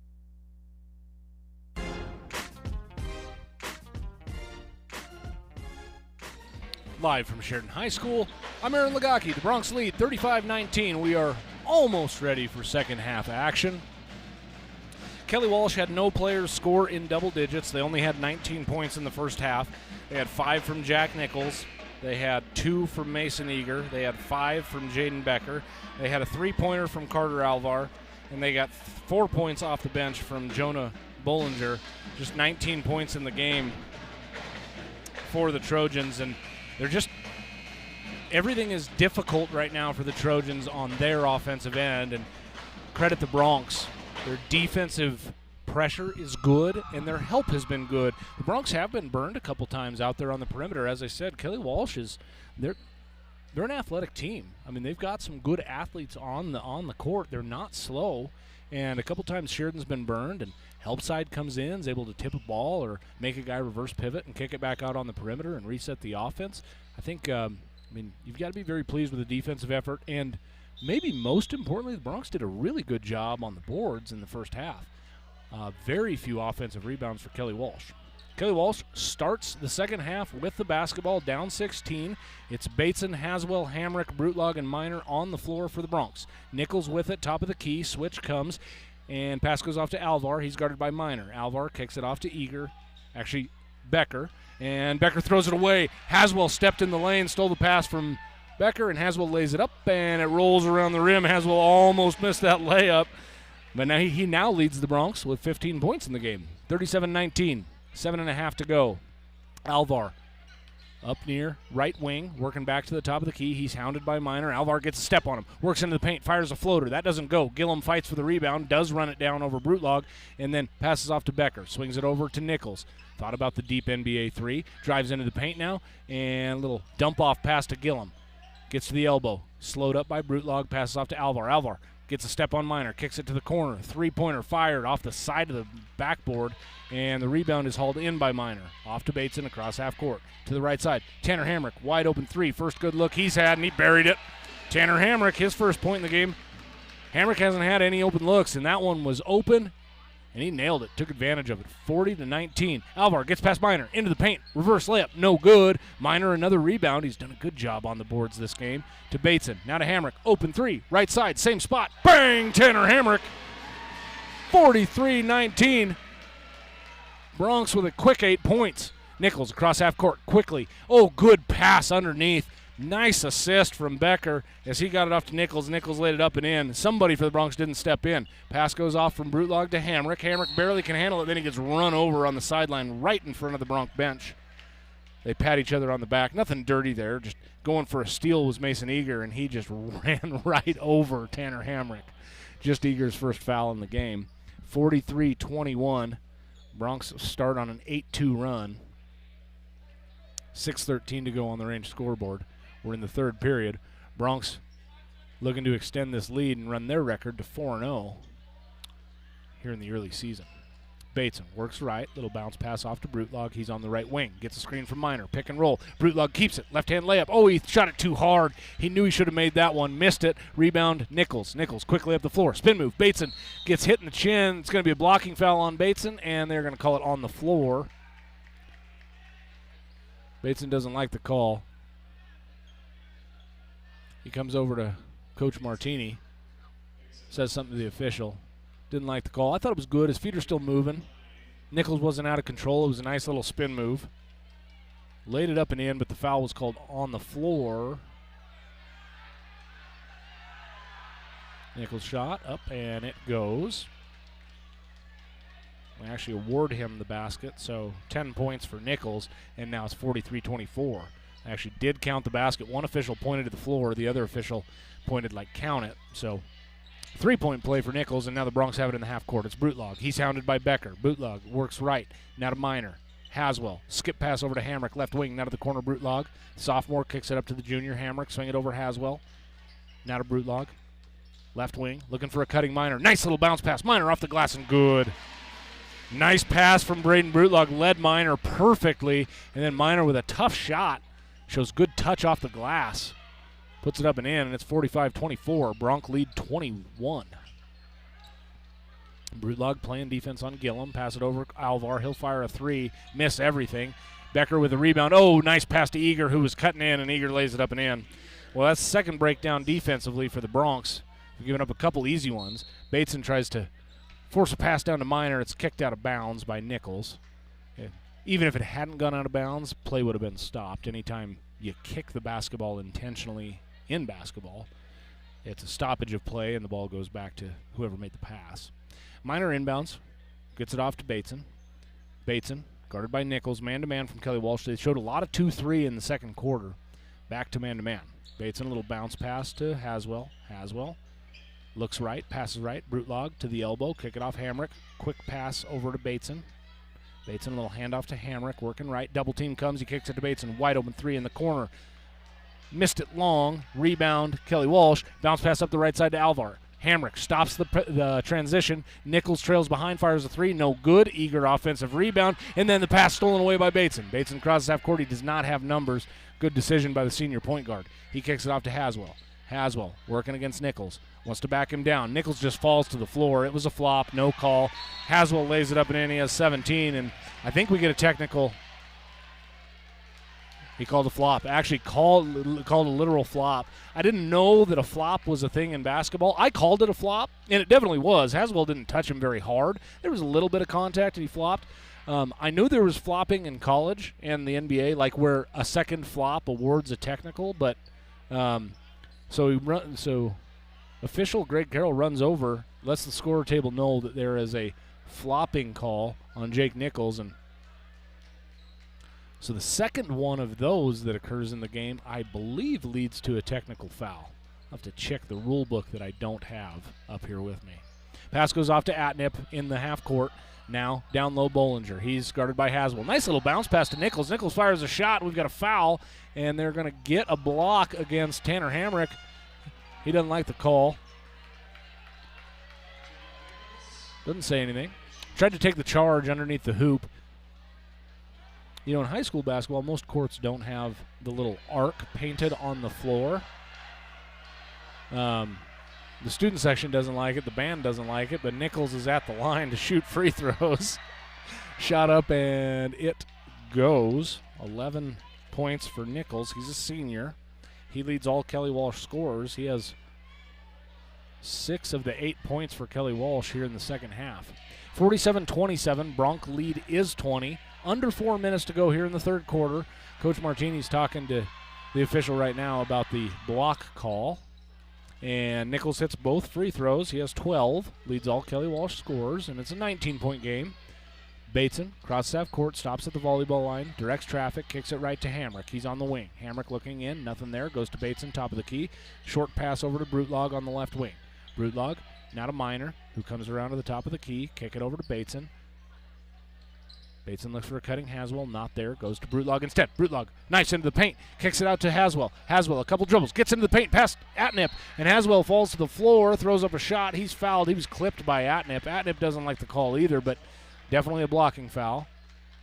Caused Haswell to lose his feet as he kind of hip-checked Haswell. As Haswell beat him off the dribble. Haswell goes to the line to shoot 2. Haswell with a nice game. 17 points already. Free throw up and no good. Reed checks in. Hamrick checks out. So Brutlog, Reed, Miner, Haswell, and Bateson on the floor. Haswell eyes his second free throw with a 19-point lead, and he makes it 20. 18 points for Haswell, 20-point lead for the Broncs. Kelly Walsh basketball. Nichols crosses half court, picked up by Bateson, man-to-man from the Broncs. Pass goes to Alvar, left side. Ball stolen by Miner. Miner jumped the passing lane. Right hand dunk by Nate Miner. He goes up and gets it, and the crowd erupts. Nate Miner with a dunk from the right side in transition. 17 points for the junior. Kelly Walsh, Roden with the basketball. Now to Atnip. They're in the half court. Alvar, right wing, guarded by Reed. Alvar, left-hand dribble, works back right, gets to the baseline, looking inside for Atnip, and he's fouled. Hit on the arm by Haswell. 50-28 after that. Big dunk by Nate Miner. Got up off the floor and threw it down off the right side. I got the fans excited. Nichols inbounding from underneath his own hoop after the foul on Haswell. He gets it off to Bollinger. He's in the right corner. Bollinger looks out to Alvar, guarded by Miner. Alvar working right-hand dribble, looking for a cutting Bollinger. In the paint, he kicks it out to Roden. He fires a 3, left wing, good, Rhett Roden. And Roden has his first bucket off the bench. 3 points in the game, 50-31. Bronc lead is 19. Third period of play, 2.5 minutes to go on the range scoreboard. Reed, top of the key.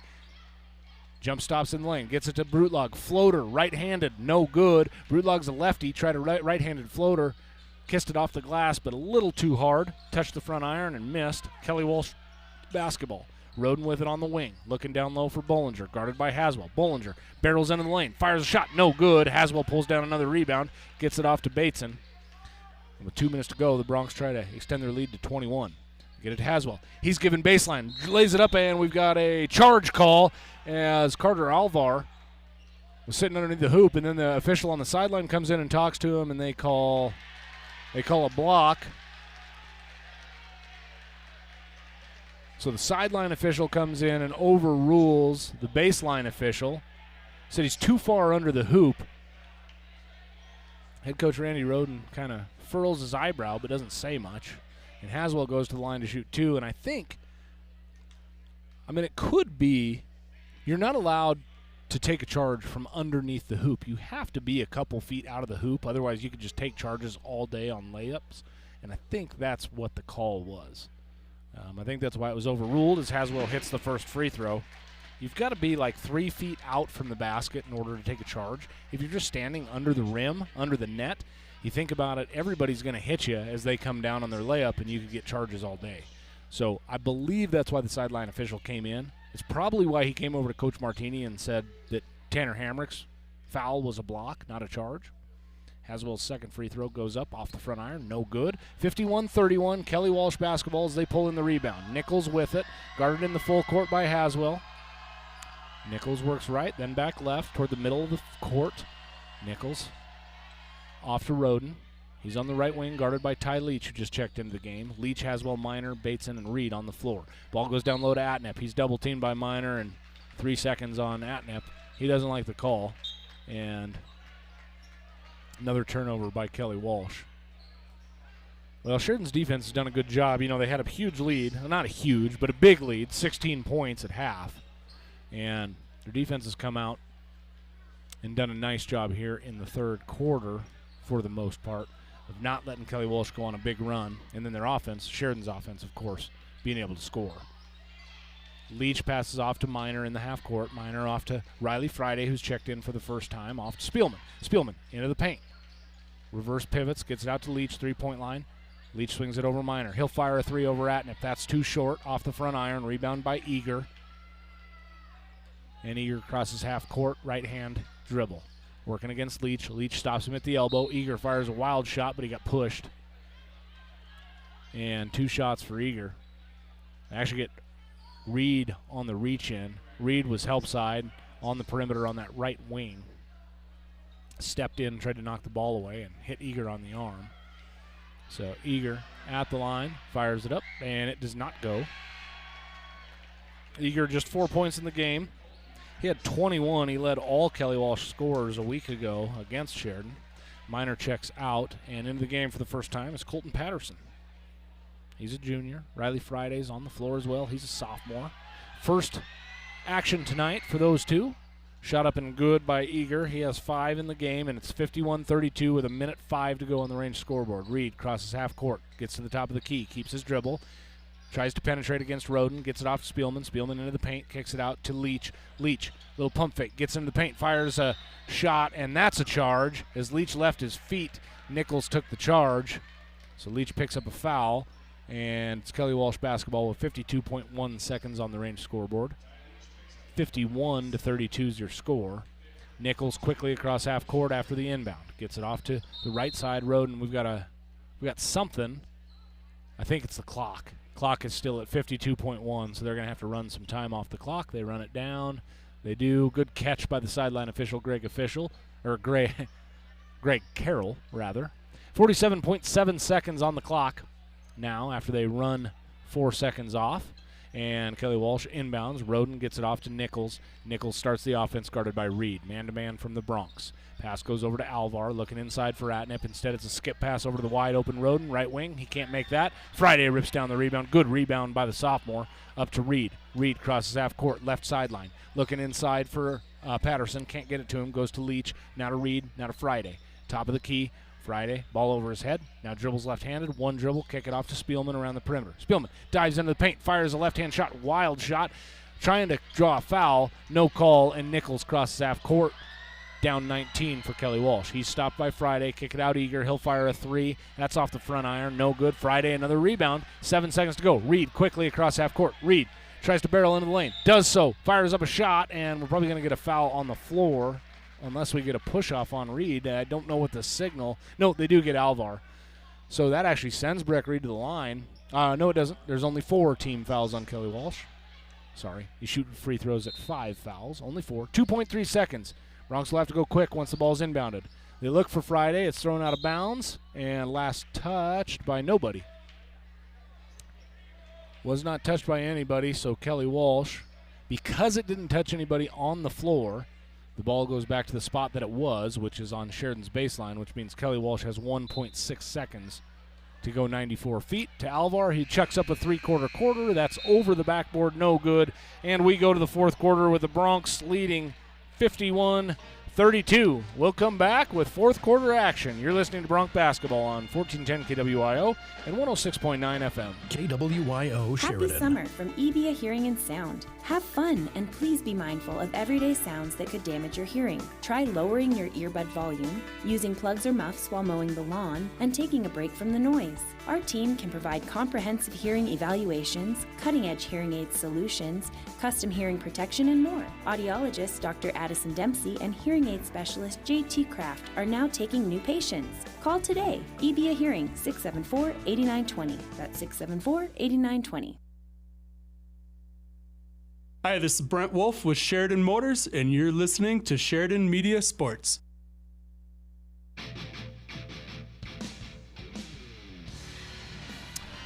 Live from Sheridan High School, I'm Aaron Lagaki. Broncs lead by 19. They led by 16 at half. They led by 11 after the first quarter.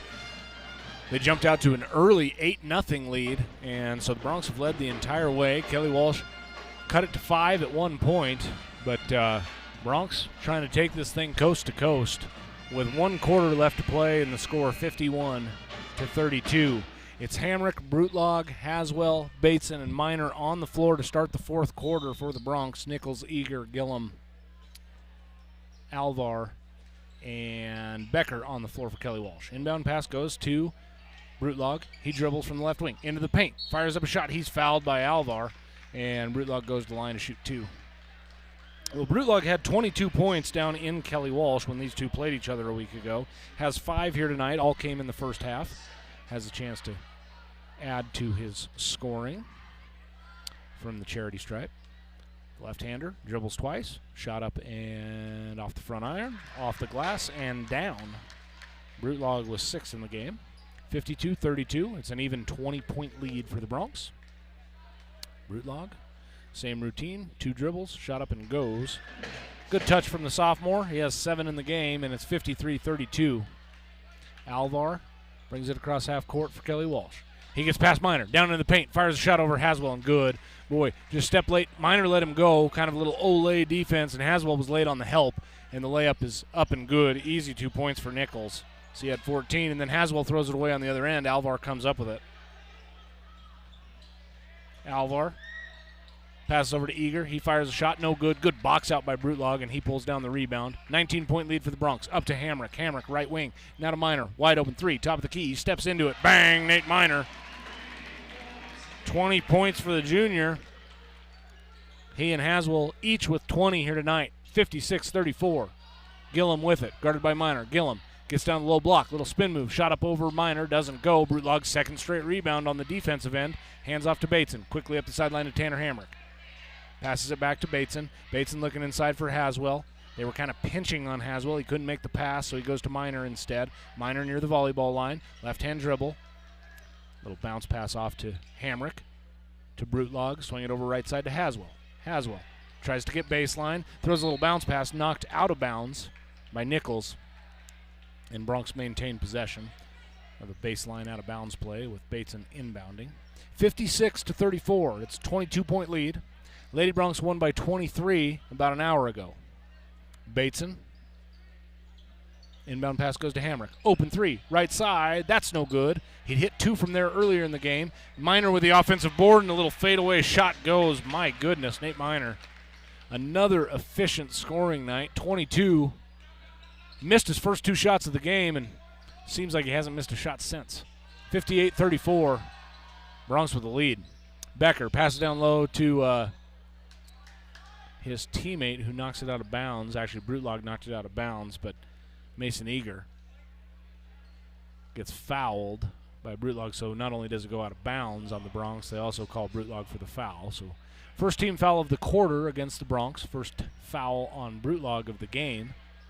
And Nichols inbounds from underneath his own hoop. He's guarded by Bateson, man-to-man from the Broncs. Pass goes into Gillum, swing it over Eager, and Eager, they get a hand check on Brutlog. So Brutlog picks up, hadn't fouled in the first 18 minutes of the game, picks up 2 in the last 4 seconds.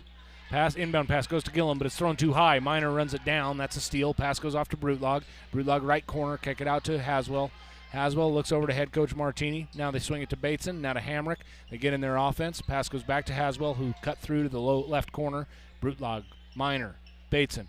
Quick passing around the perimeter. Now Bateson holds it, gets it to Miner along the baseline, back to the basket. Miner kicks it out Bateson. Bateson gets a step baseline, goes up against Alvar. Shot swatted away. Bateson comes over with it, lays it up and in. Bateson with 6. Good D by Alvar. But after the block, he just couldn't do anything. Then Bateson knocks it away from Nichols. Haswell comes up with it and Bateson gets it right back. Steal goes to Bateson. Pass goes off to Haswell. He's on the left wing looking for a cutter. Finds Bateson. Bateson works over to Miner. Fires a shot from the right corner. That does not go. Rebound bounces around. Brutlog picks up his 3rd foul. He got a lot of arm. He doesn't like it. But well, Brutlog in 50 seconds has 3 fouls. Played 18 minutes with no fouls. And 50 seconds, he has 3 fouls. Sophomores played well. Nichols with it, passes off to Eager. He fires a three over Haswell. That's hard. No good. Bateson with the rebound. Bronx lead by 26. Pass goes to Minor. Minor on the wing, looking inside for Haswell. Little spin move on the baseline. He threw it to Brutlog, goes between his legs and out of bounds. Wasn't a great pass, but something Brutlog could have at least come up with. 60-34 is your score. Sheridan going to move their record to 4-0, unless we see the greatest comeback in high school history. Nichols passes it off to Eager. Eager drives baseline. Hamrick steps in, forced him a bad pass, and Bateson comes up with the steal. Bateson throws it off of Nichols' foot. He was looking for a bounce pass down to Haswell, and Nichols kicked it for the second time in the game. Clock stops, and the Bronx inbound from the sideline, but we've got a couple substitutions first. Bollinger, Atnip, and Roden all into the game. Gillum, Becker, and Alvar check out.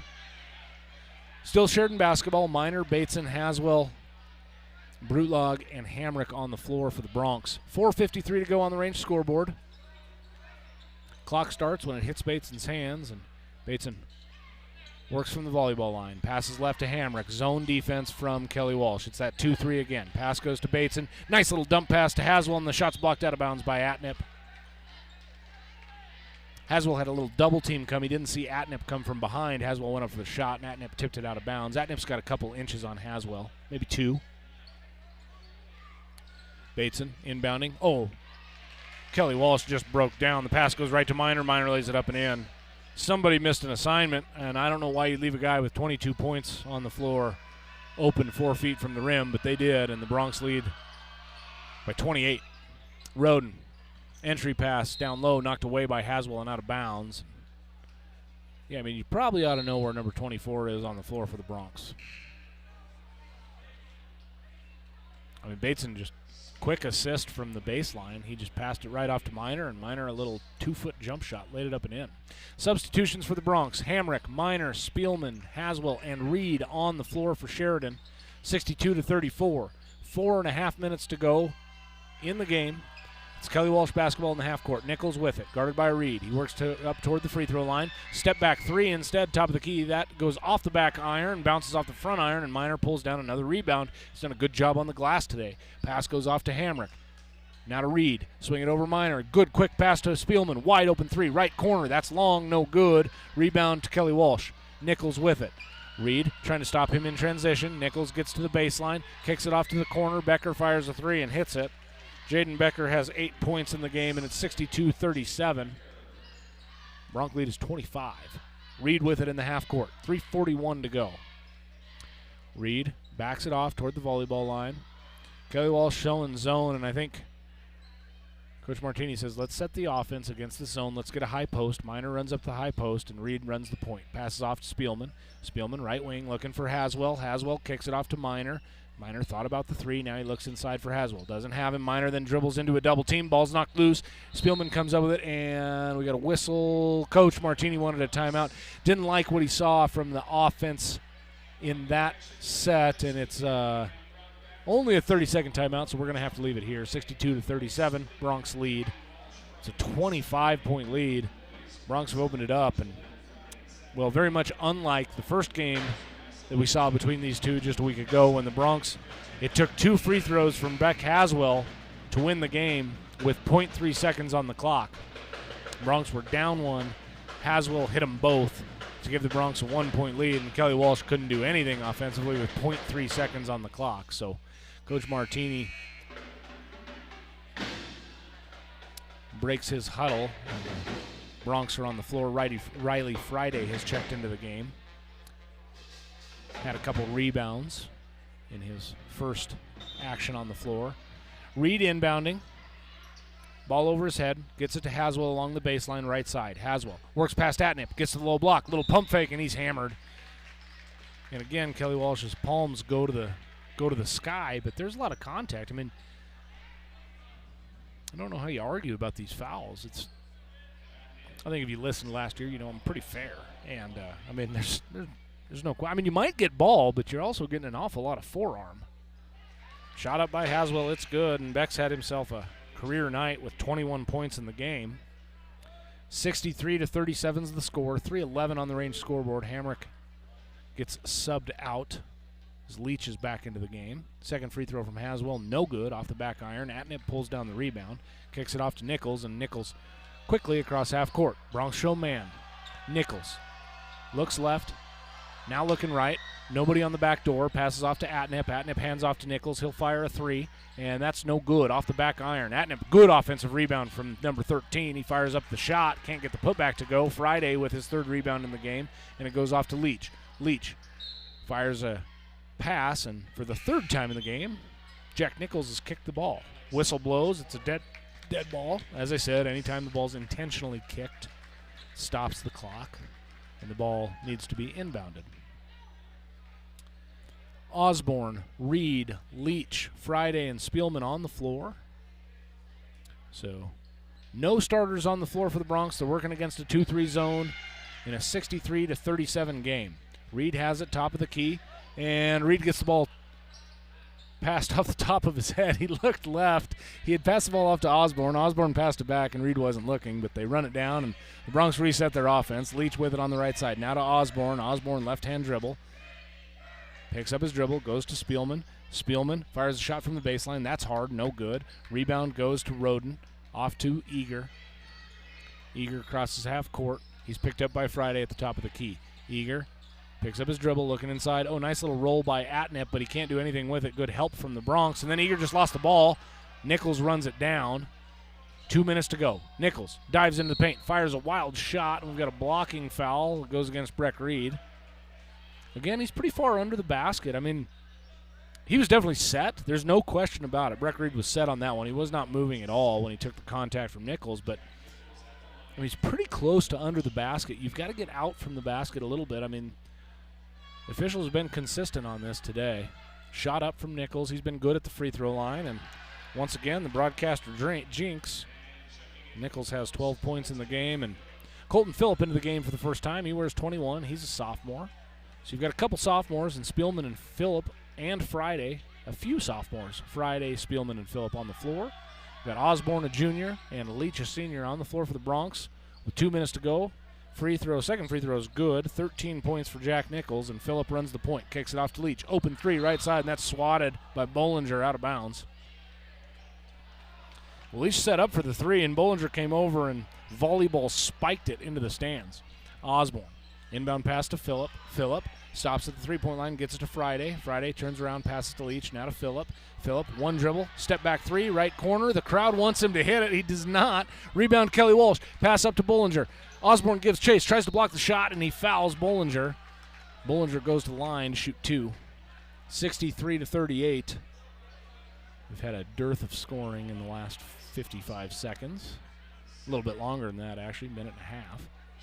And Bollinger's at the line, shoot free throws. Shot up, and it goes. Bollinger hits it. Bollinger with 5 points in the game off the bench. He's a junior. 63-39, minute and a half to go. Minute 37 to be exact on the range scoreboard.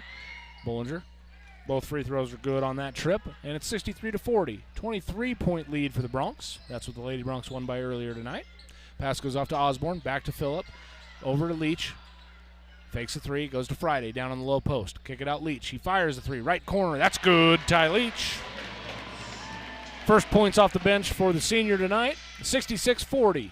Minute 15 to go. Phillip guarding Roden. Roden, one dribble, fires a three, and he hits it. Roden has 2 threes in the game, 6 total points. Phillip runs across half court, kicks it to Spielman at the three-point line. Down low to Friday. Friday back to the basket, works along the baseline, and he's fouled. They get a push. It's going to be called against Atnip. And Riley Friday tries to get in the scoring column here tonight.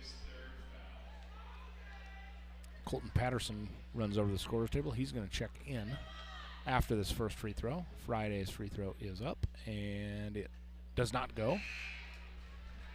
Friday did score down in Casper. Leach checks out. Patterson's in. Friday had 3 points against Kelly Walsh off the bench. Limited minutes. Trying to score here tonight. Sophomore's second free throw is up, and it no good. In and out. Osborne, good offensive rebound. Then it's tied up, he and Bollinger, and the possession arrow goes to Kelly Walsh. So 59 seconds to go.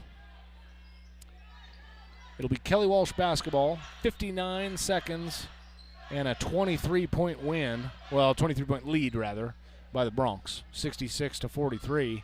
Broncs are going to go to 4-0. So your Lady Broncs will be 8-0 when they head down to Natrona tomorrow night as they take the road trip 2 hours south of us to Casper. Nichols with it in the half court. 45 seconds to go. Nichols between the leg dribble. Pass off to Atnip. He's guarded by Patterson. Double team comes. It's Friday. They kick it out loose. Spielman with a steal. Works up the right side. Goes against Nichols. Lay it up, and Johnny Spielman scored. Spielman with 2 points. He's in the scoring column, and with 25 seconds to go, Broncs have a 25-point lead. Roden with it left wing. Kick it off to Atnip. He'll fire a three. Top of the key over Osborne. That is off the back iron. It's tipped around. Offensive board. Eager up and in. Eager caught the bounce. Put it up and in. He has 7 in the game, and with 7 seconds to go, the final score is going to be 68-45 as Phillip crosses half court, holds the ball, passes it off to the official, and that's it. Officially, the Broncs do just what the Lady Broncs did and win by 23. Each team is 4-0 on the season. They take a cumulative 8-0 record down to Casper tomorrow. Lady Broncs will tip at 5:30. Broncs will tip around 7. Both of those games will be broadcast on the radio and at SheridanMedia.com. There'll be audio on SheridanMedia.com, but you can listen to that on your phone or tablet. We'll be joined by head coach Jeff Martini when he's through talking to his team after their 4th win in a row to open the season. So we'll take a break and hear from some of our great sponsors. Broncs win 68-45. Coming back with a post-game show. You are listening to Bronc Basketball on 1410 KWIO and 106.9 FM. KWIO Sheridan. Congratulations to our hometown shopping sweepstakes winners. At ERA Carroll Realty, we love to take part in fun promotions like these that keep the holidays festive and fun, and also keep our retail dollars right here at home. Hi, this is Tom Bellis with ERA Carroll Realty. We are about more than real estate. We're about family, friendship, and community. Merry Christmas and Happy New Year from all of us here at ERA Carroll Realty.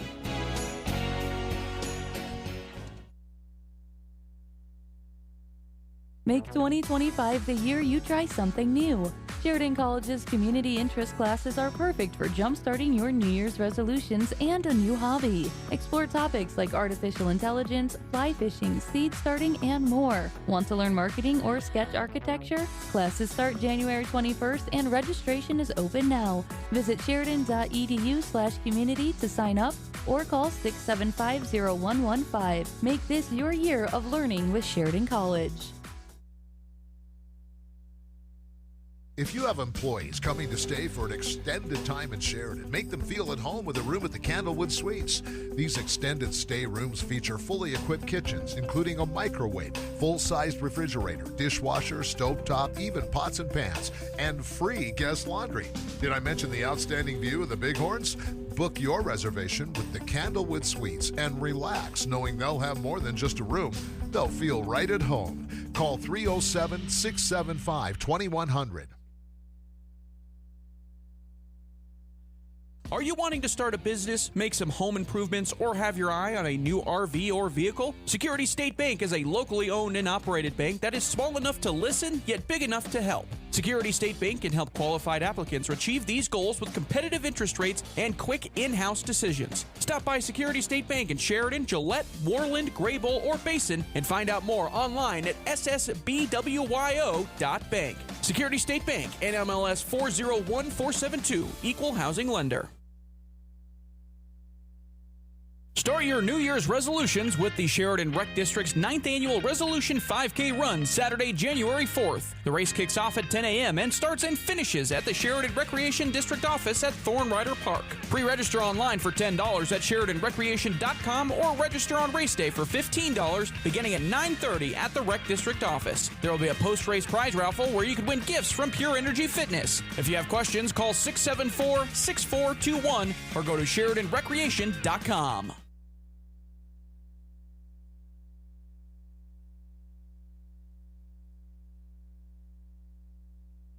I'm Doug Hockett with Stiefel Investments, and you're listening to Sheridan Media Sports.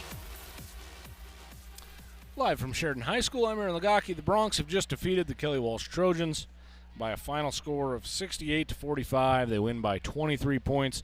All around, just a great team effort from the Broncs, defensively, offensively.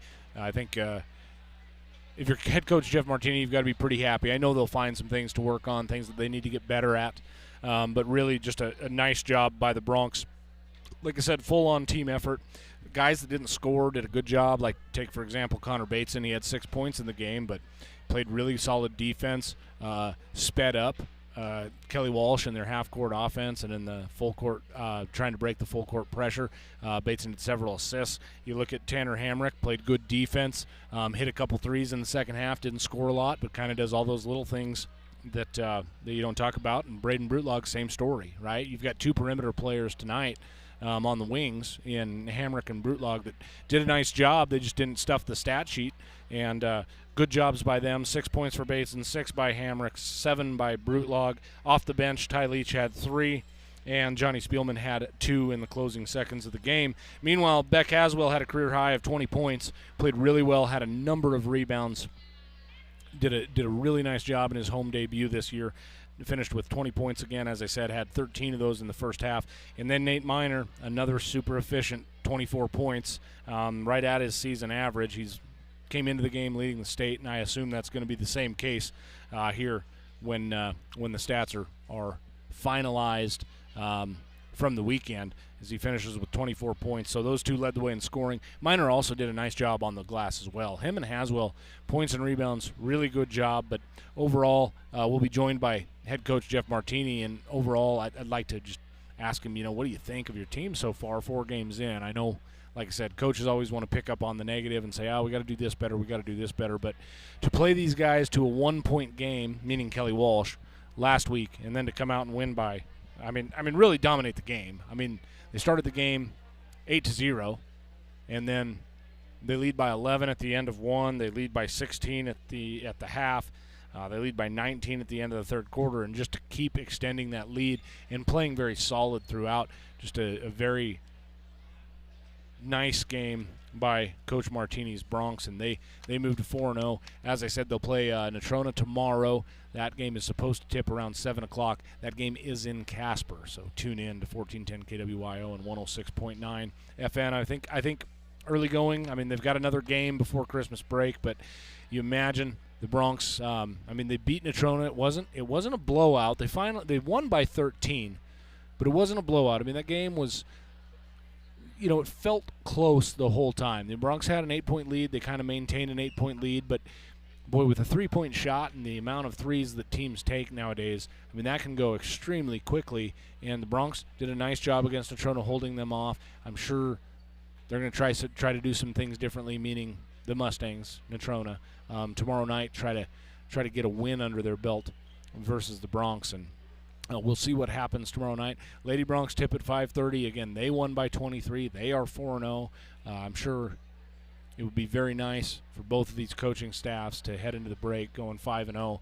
I know you want the process to work, and you want to be doing some things the right way and continually improve. But it's always nice when you look at the record book and you're like, all right, we're 5-0. So we'll take a quick break, and we'll be joined by head coach Jeff Martini as he'll give us his thoughts on the game. Once again, the Broncs win 68-45, and we'll come back with the head coach of the Broncs. You're listening to Bronc Basketball on 1410 KWYO and 106.9 FM.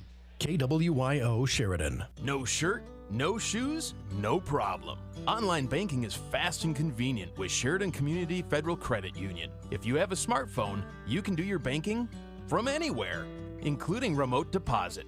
Just take a picture of your check and send it. It's that easy. And you'll instantly have access to the first $200 available and the rest shortly thereafter.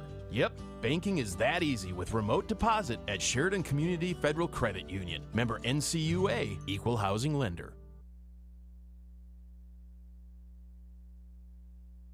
A-Plus Plumbers can install, remove, fix, plumb, clean, ream, put in, take out, redo, undo, and make new any of your plumbing needs. Jack and the team have experience in quality workmanship that you are wanting. If their plumbing prowess were to receive a grade, it would be A+. That's why it's in their name. A-Plus Plumbers is #1 in the #2 business, and you can reach them at 672-9454. That is 307-ORC-WILLIE. Call them today.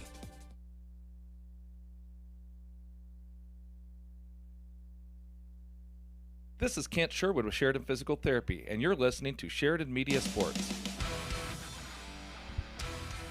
Live from Sheridan High School, I'm Aaron Lagaki. I am joined by the head coach of the Broncs, Jeff Martini. The Broncs just won 68-45.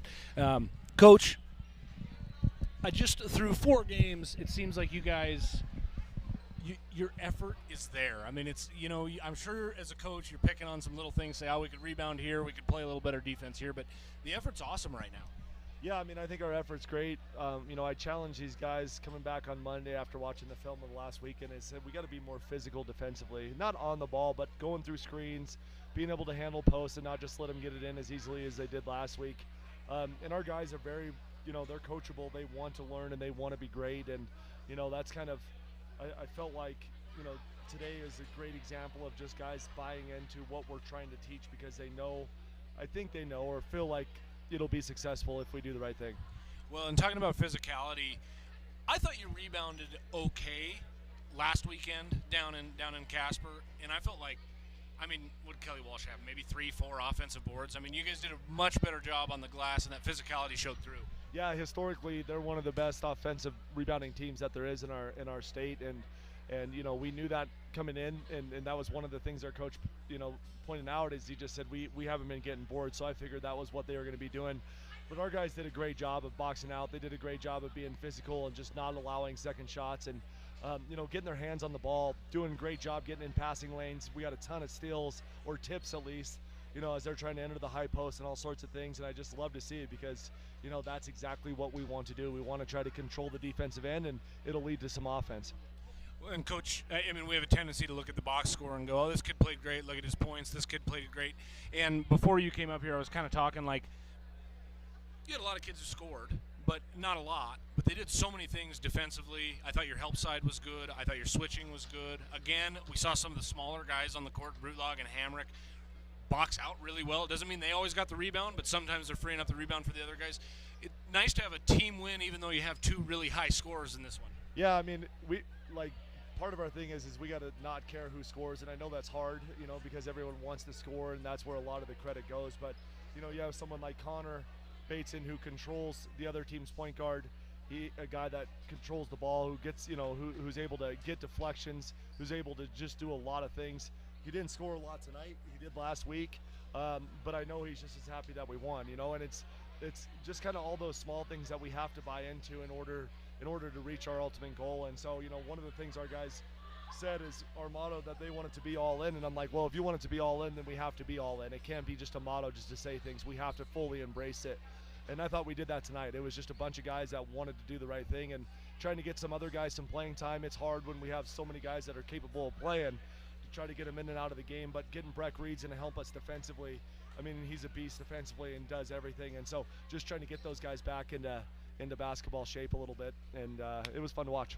Yeah, well, Coach, so you got one more game before the break. That's tomorrow at Natrona. What are you telling your guys? It's a little bit different situation. You played 3 games last weekend, but you didn't have to travel. Tonight you play. You're going to have to get on the bus in the morning. What are you telling your guys? Well, we get the opportunity to play a basketball game is what I'm going to tell the guys. There could be a lot worse things going on in the world, and so we get to go play. And we have to take advantage of the opportunities that we get. We know that Natrona is going to come after us. They didn't play real well last Saturday when we played them. They're going to battle. They're not going to be easy to score on, and so we have to come with the mentality that we did today. It's like we have to get after it. And what we just said to guys, I guarantee you'll like going into the break 5-0 more than you like 4-1. So we got to embrace that a little bit. Well, good. Always appreciate the time, Coach. Congratulations, you're 4-0. We'll talk to you tomorrow night. Thanks. Appreciate it. Once again, that was head coach Jeff Martini of the Broncs. They run the record to 4-0. They win by 23 tonight against Kelly Walsh. As I've said several times, tune in tomorrow to 1410 KWYO and 106.9 FM, and we will bring you that action. The Lady Broncs should tip. We'll be on the air somewhere around 5:20, 5:30 if everything goes as scheduled. The boys game will come on immediately after that, but plan on tuning in around 7 o'clock if you're interested in the boys game. Again, Lady Broncs 4-0 on the season. Broncs 4-0 on the season. Thanks for tuning in to Sheridan Media Sports once again. It's been fun having you with us. You're listening to Bronc Basketball on 1410 KWYO and 106.9 FM.